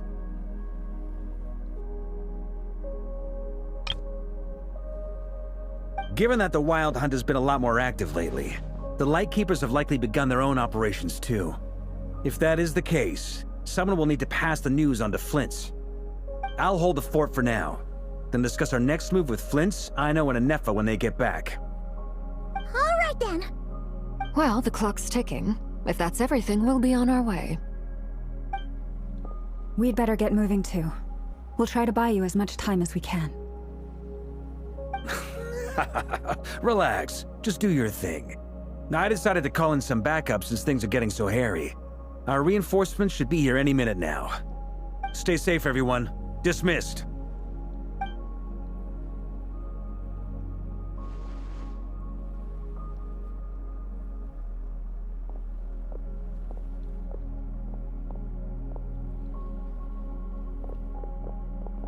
We're back. Did we get here a little early? Or a little late? A tad late. The others have already set off. To summarize, our resident moon goddess has found us a new ally, and Boss Nefer has uncovered some promising info. Everything going smoothly on your end? Not great. I don't know how long we can stall them for. The decoys are getting taken out way faster than we imagined. I'm gonna make some more later, but I need a timeout first. I'm so tired right now. Oh, right! Inefa, could you fill in Uncle Varka on what we just discussed with Flint's? Sure. Uncle Varka, you previously told us about how when you went to investigate a source of the Wild Hunt in Amsvartnir, you discovered that it was just a diversion. But according to Flint's intel, several outbreaks of the Wild Hunt had already occurred in Nodcry in the period leading up to that. That was before Rerir had regained his body, when he was far from regaining his full strength. In other words, in theory at least, he still lacked the means to act in two places at once. Flint's, with everything that's been happening, the Lightkeepers across Nodcry are rallying to fight back against the Wild Hunt. They're gonna need your help. I know, I'm sure you're capable of coming up with something far more effective than decoys. But for now, you should stay here and get some rest. And Efa and I will head back over to Amsvartnir to see if there's anything I missed. I told you Uncle Varka would say that, didn't I? A deal is a deal. Not a word about my snack intake for the next week. Database updated. Reliability of Aino's predictions increased. What does that mean? They were betting on how you'd respond after hearing their intel. It's the obvious choice, isn't it? That's hardly worth betting on. We already decided that Inefa should go investigate the situation over at Amsvartnir on her own. You might as well stay here and keep watch. Someone needs to hang back and oversee our strategy meetings. And besides, you still haven't fully recovered from ambushing Rerir. So I've ended up with the easiest assignment. Well, I appreciate it, everyone. See you when you get back.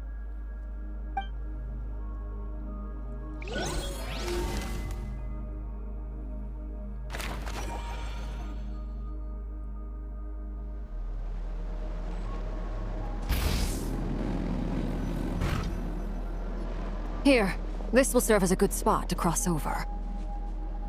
Arlecchino, hold up a second! Since you brought us all this way, would you mind telling us what you've got planned? We still haven't got the slightest idea what's going on here. And if even Columbina doesn't know where the iridescent moon's marrow is, how do you? Simple. Because I am an inheritor of the royal bloodline of the Crimson Moon, and one of the last surviving embers of the Two Worlds' flames. Huh? Are you serious? Isn't you're a descendant of that Crimson Moon dynasty we were just talking about? The one from ancient Conria? Your surprise is understandable. I was also taken aback when I first learned of it. But the more I thought about it, the more I realized the signs had been there all along. When I was young, I discovered I could wield a very special kind of fire. It coursed like blood through my veins and smoldered away inside my nerves. What's more, whenever I experienced strong bursts of emotion or drew too deeply on this power, it was like some kind of presence within the fire would begin to gnaw away at me, consuming me from the inside out. Exactly. That is why my hands are like this too. At first, I saw it only as a curse, but once I became a harbinger, the jester apprised me of the truth. Together with my own investigations over the past few years, there are several things that I have gradually come to understand. For instance, take the so-called Crimson Moon. In truth, it is nothing more than the shattered remnants of the iridescent moon, fused with the abyss to prolong its lifespan. Since this blood flame was bestowed upon me by the Crimson Moon, it is a fusion of the iridescent moon's former power and the corruption of the Abyss. You all understand the nature of the Abyss well enough. I draw upon its power, and in return, it hungers for my soul. This strange blackness is the mark of corruption it has left behind. If I recall correctly, you once told me that if the corruption ever made it to your heart, you'd become a completely different person. Yes, and that's the reason I'm always careful not to push my power too far. It's essentially a never-ending tug of war. Whew. Sounds intense. Anyway, the rest of my story can wait. Is there anything else about the Crimson Moon or the Iridescent Moon that you're unclear about? Paimon has a question. So, the Crimson Moon that the Carians used to worship was actually the Iridescent Moon, right? Which was one of the Three Moon Sisters. Does that mean that the Carians were to the Crimson Moon as the Frost Moon Scions are to the Frost Moon? So much of that history has been lost. We have no way of knowing exactly what they were like. But I would suspect that the Conrians weren't as devout in their moon worship as it might appear. The iridescent moon's remains simply served as their link to the Abyss. Later on, perhaps someone discovered a way to make direct contact with the Abyss. Or maybe there was some kind of ideological divide. Either way, a dissenting faction staged a coup and drove out the royal heirs of the Crimson Moon dynasty. Still, even with the dark sun looming high overhead, the Crimson Moon's glow never truly faded. If you want living proof, it's standing right before you. The first time we met, I sensed something familiar in your presence. When I looked at you, I felt I could see that mysterious red moon in the corner of my eye. In your flames, I saw its broken image, surrounded by a strange black aura. Well, I appreciate that you kept it to yourself. Much about the Crimson Moon is still a mystery, and I'd prefer not to end up as the object of an insane research project. Anyway, time is against us here, so if there's any other questions, they'll have to wait. I just want to make sure I've got one thing straight. In her letter, Sandrone mentioned that since you are unable to contain the iridescent moon's marrow yourself, you intend to leave it in my custody, correct? That's right. For now. It's the only way I can pay you back for your help. The iridescent moon is already part of who you are, so with its marrow in your possession, you'll be even more powerful than before. Deal. Then let's get started. Get what started? What does this place have to do with the Crimson Moon? When I first became a Harbinger, the Jester gave me a book called Paranhari, also known as Leobranto Inamorato. You should be able to buy a copy next time you're in Fontaine. It's a love story set in the Crimson Moon era, but setting aside the tangled romances of its characters, it also records a few interesting details. In the Crimson Moon era, or so the story goes, there was an orphanage that received children from beyond the bounds of this world, and subjected them to a peculiar induction ceremony. Beyond the bounds of this world? For real? And what kind of induction ceremony?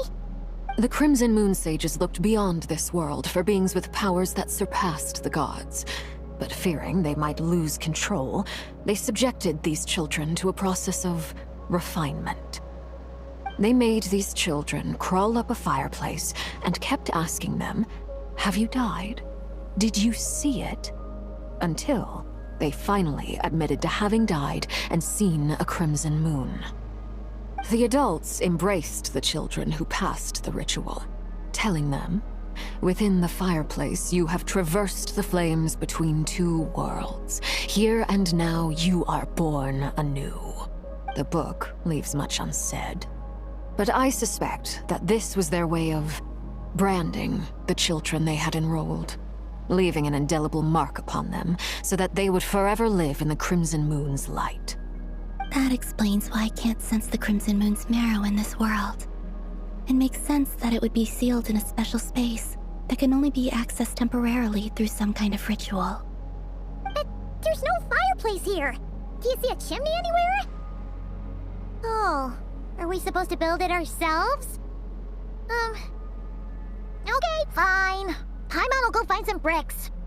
That won't be necessary. The fireplace is purely symbolic. The key to the ritual is crossing the flames between two worlds. In other words, the flames that burn within me. Those burned away by such flames leave behind a kind of ghostly afterimage in the world. In the days of Conria, people believed they could be used to bridge the gap between the two worlds of life and death. In short, I can open a passage to that space for you. That's the easy part. The catch is I'll need to stay on this side to keep the passage open, so I won't be able to come with you. Once you're inside, you'll have to find your own way. Very well. Then I'll open it up. Traveler, spare me a little more moonlight if you would. I may need it.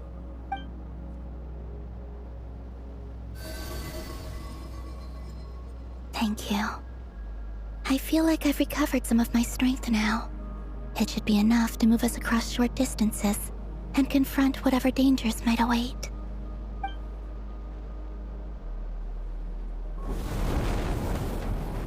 Mistress of the seven hues of ages past, great mother of the present, crimson-clad sovereign of the two realms, by fire severed, by fire renewed, I offer myself now and beseech your descent.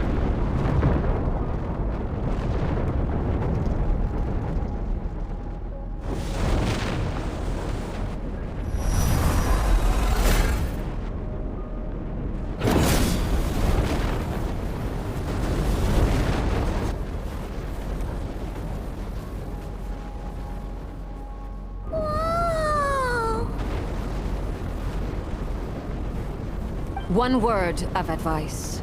As you're crossing over, no matter what voices you hear, do not answer. Got it! I sense a sinister gloom inside, but also the familiar light of the moon. I feel that I'm about to meet an old friend who has changed beyond all recognition. All right, let's go.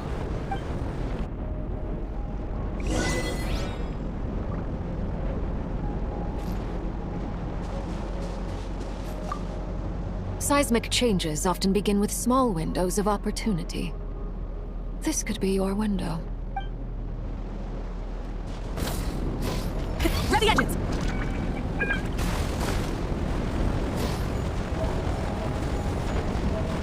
Try stop me!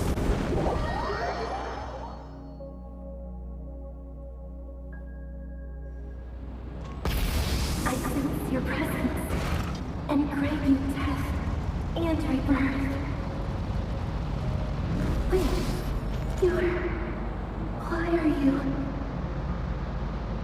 You've crossed over from another world, transcended life itself.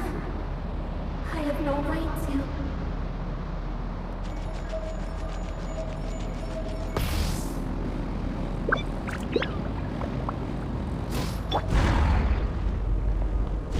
Hey! Look up at the sky! A red moon! This must be the spot, right? Is that the abyss? It's practically filled the entire place! What now? What a tragic sight. Fragments of your broken body, seized by the abyss and hung up aloft like mummified remains. Iridescent moon, was this truly what you wished for? Careful! There's something spooky about this place. Feels like something is lurking in the fog. Paimon's right behind you. Whatever you do, don't run off without her.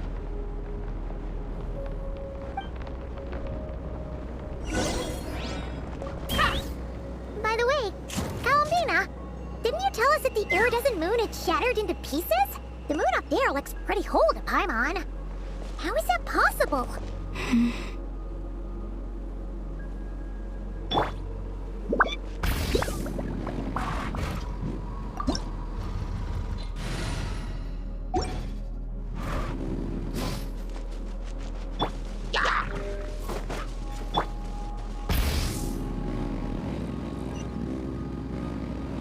Just like I thought. It was only a facade.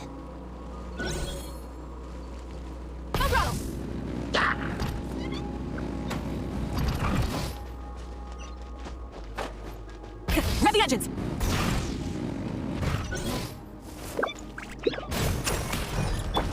Get to work! Yeah. Open fire!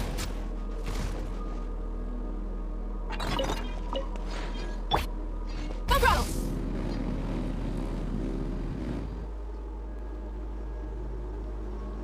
Huh? Huh? For real? That's way too high! There's no way we'll be able to reach it! No. I'm not sensing anything up there. It's coming from under the mountain. Let's see... Ah! There's some kind of weird shadow over the water! Wait, see that? Looks like a mechanism of some sort. Let's check it out!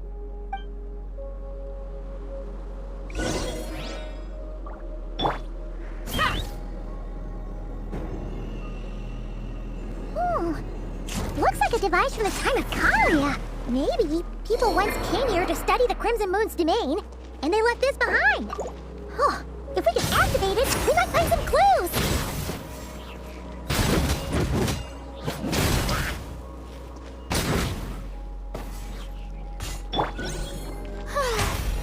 How brilliant!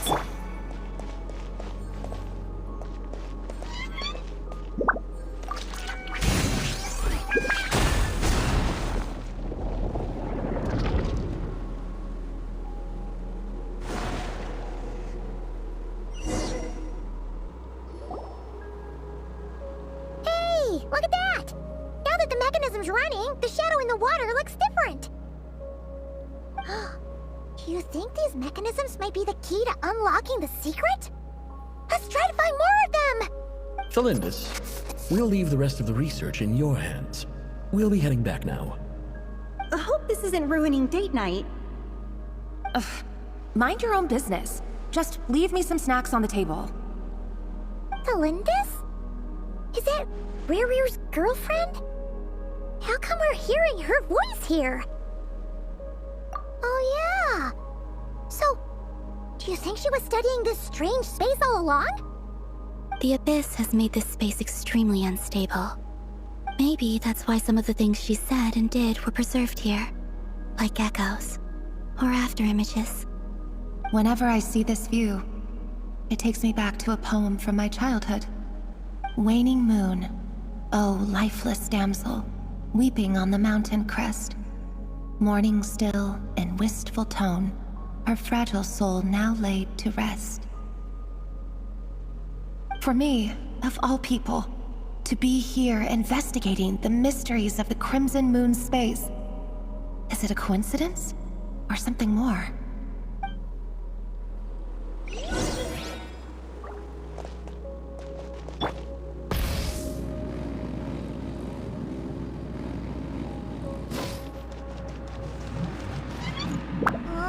Looks like the Abyss has messed up this mechanism.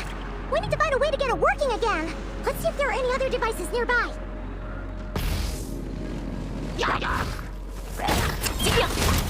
Open fire! Snow guard!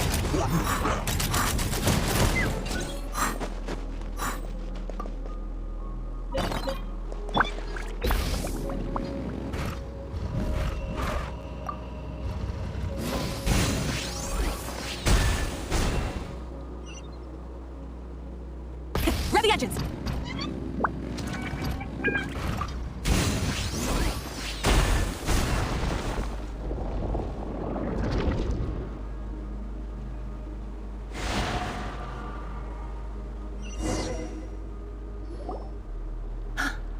I see. So the moon marrow, or rather the power of the 3 moons, is the key to unlocking... If it really does exist, then maybe this madness can finally be put to an end.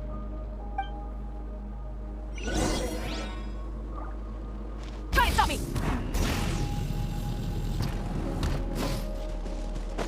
Take cover behind the rocks!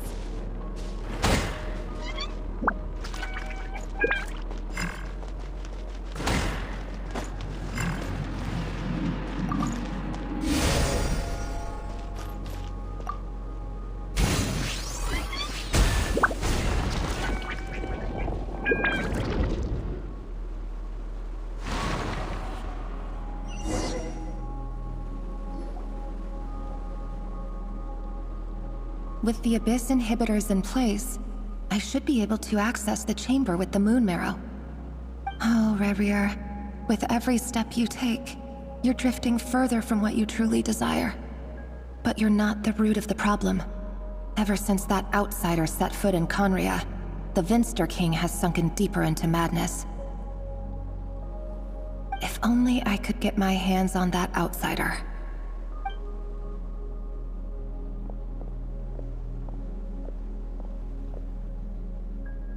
Hey look!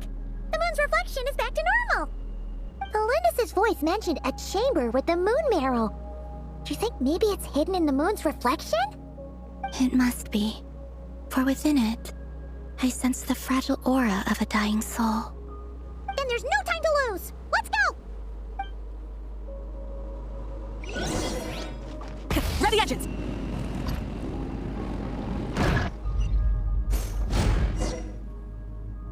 Full throttle! These things are so creepy! Looks like we'll have to destroy them if we want to get to the iridescent moon's marrow.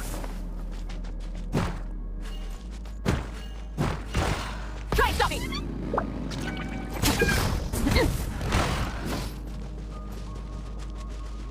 That must be the iridescent moon's marrow! Oh, but we'll need to destroy these things before we can reach it! Light it up! The show begins! Show no mercy! Open fire! Malzar! Yeah! Yeah!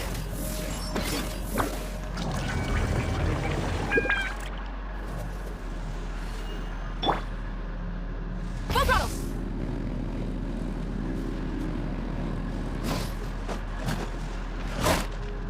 Rise to the sun! Strike a pose! Fulfill our pact! Let's fly!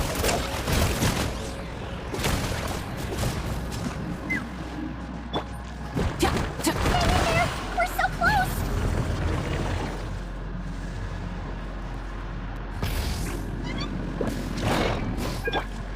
Show a new pace!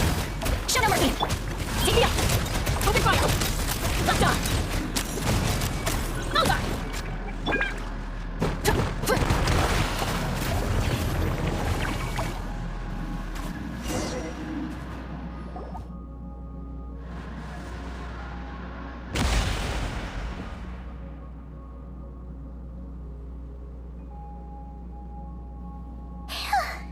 We finally did it! The iridescent moon's marrow. Still burning away like an undying flame, yet now contaminated by the Abyss. It has taken on a new form entirely. If we can purify the abyssal power within, we should be able to obtain its untainted essence.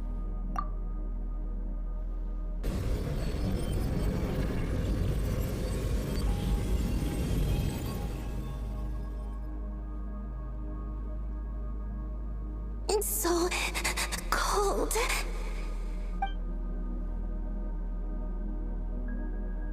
Is it you? Are you here? Huh? Are you talking to us? At long last, I can see you once more. Our fates have crossed, and I am finally free. I'm sorry, I lied to you. Even knowing what was to come, I still couldn't let go of the fear in my heart as death drew near. The moment the moon shattered, my body began to split apart piece by piece. Like I was being cut into pieces by 1,000 blunt blades. My thoughts scattered as the cold crept in, but I could not bear to fade away like that. Tell me, what was it that brought you to us all that time ago? If only I had possessed your courage, then I might have been spared this torment more painful than death. You look so puzzled. That's how I felt too when I first saw you. But trust me when I say that everything happens for a reason. Farewell, Hypo.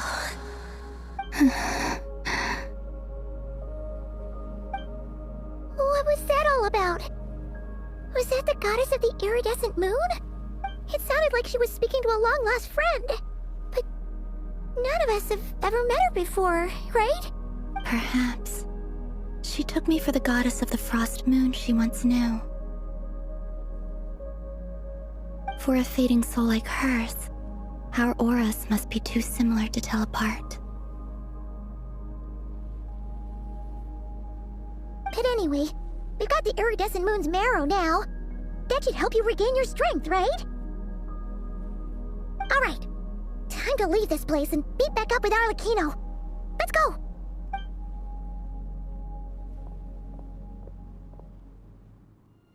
That's odd. This place looks different than when we came in. Waning moon, oh lifeless damsel. Oh.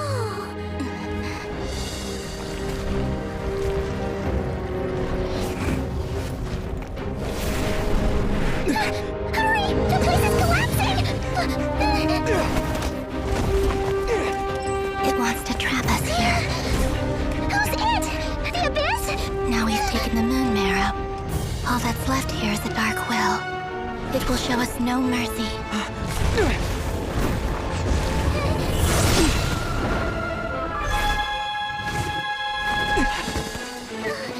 Give it back!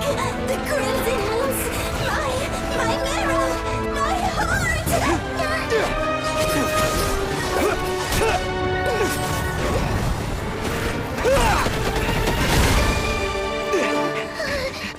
Finally!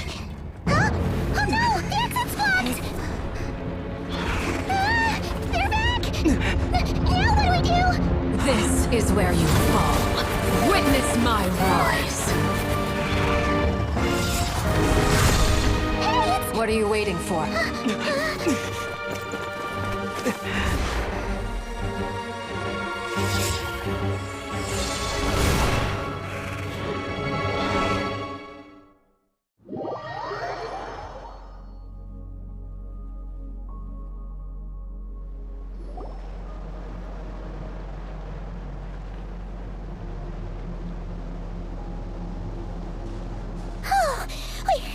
We made it!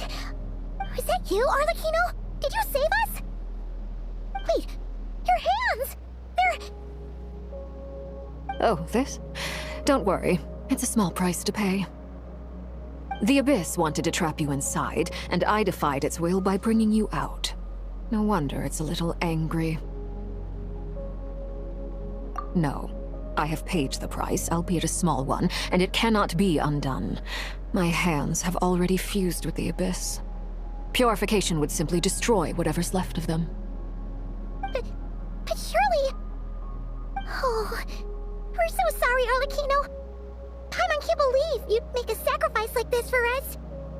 As much as I'd like to call it a favor, the truth is I was simply holding up my end of the deal.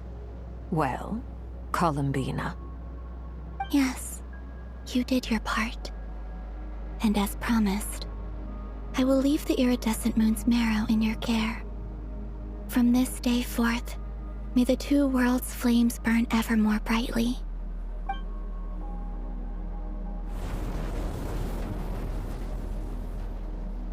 I'll take that as a blessing. Now, Columbina, give me your hand. Accept this moonlight I offer in return.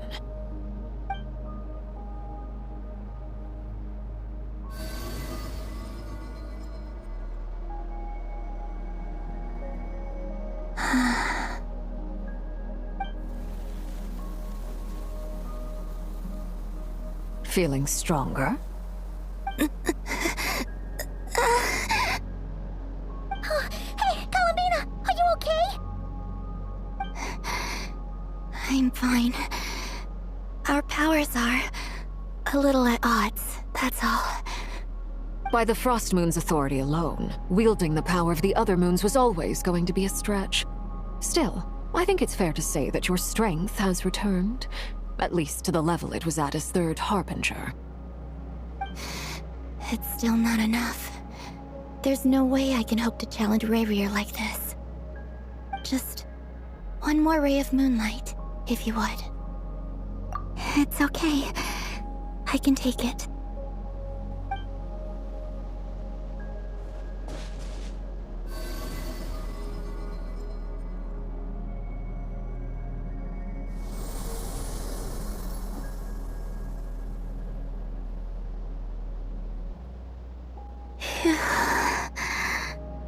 How about now?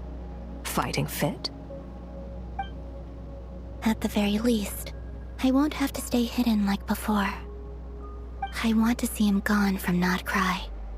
The Rahier of Solnari and his wild hunt must be sent back where they belong. Well, it's good to have something to aim for. You certainly seem more alive now than you did earlier. When I first met you, you didn't strike me as a ray of moonlight. More like a wisp of fog drifting in from who knows where, ready to scatter at the first sign of a breeze. But now, you're full of vitality, just like the frost moon, once the brightest of them all. May you keep shining, Columbina. This is who you are. Thank you. Look after yourself too, Arlecchino. I know you have plans of your own, and that's why you're always seeking to grow stronger. But whatever you're after, don't let the Abyss take a hold of you. I do not wish to see you go down the same path as Revier. I appreciate the concern, Columbina. Although perhaps it's time you took a new name. A new name? Kutar, the Moon Maiden, Columbina, they're nothing more than code names. They describe who she is and the roles she's played, but they're not her real name. We often use code names in the House of the Hearth, too. But it's knowing your real name that keeps you grounded. Up till now, you've been living a wandering life, so you've probably never really cared. All I'll say is this. Once you've defeated Revier, give it some thought. All right, that's it from me. I'll get you back safely first, then go meet up with Sandrone. You're the best! I appreciate the gesture. It speaks to your good character. Anyway, let's get going. There are more urgent things to do right now than trade compliments.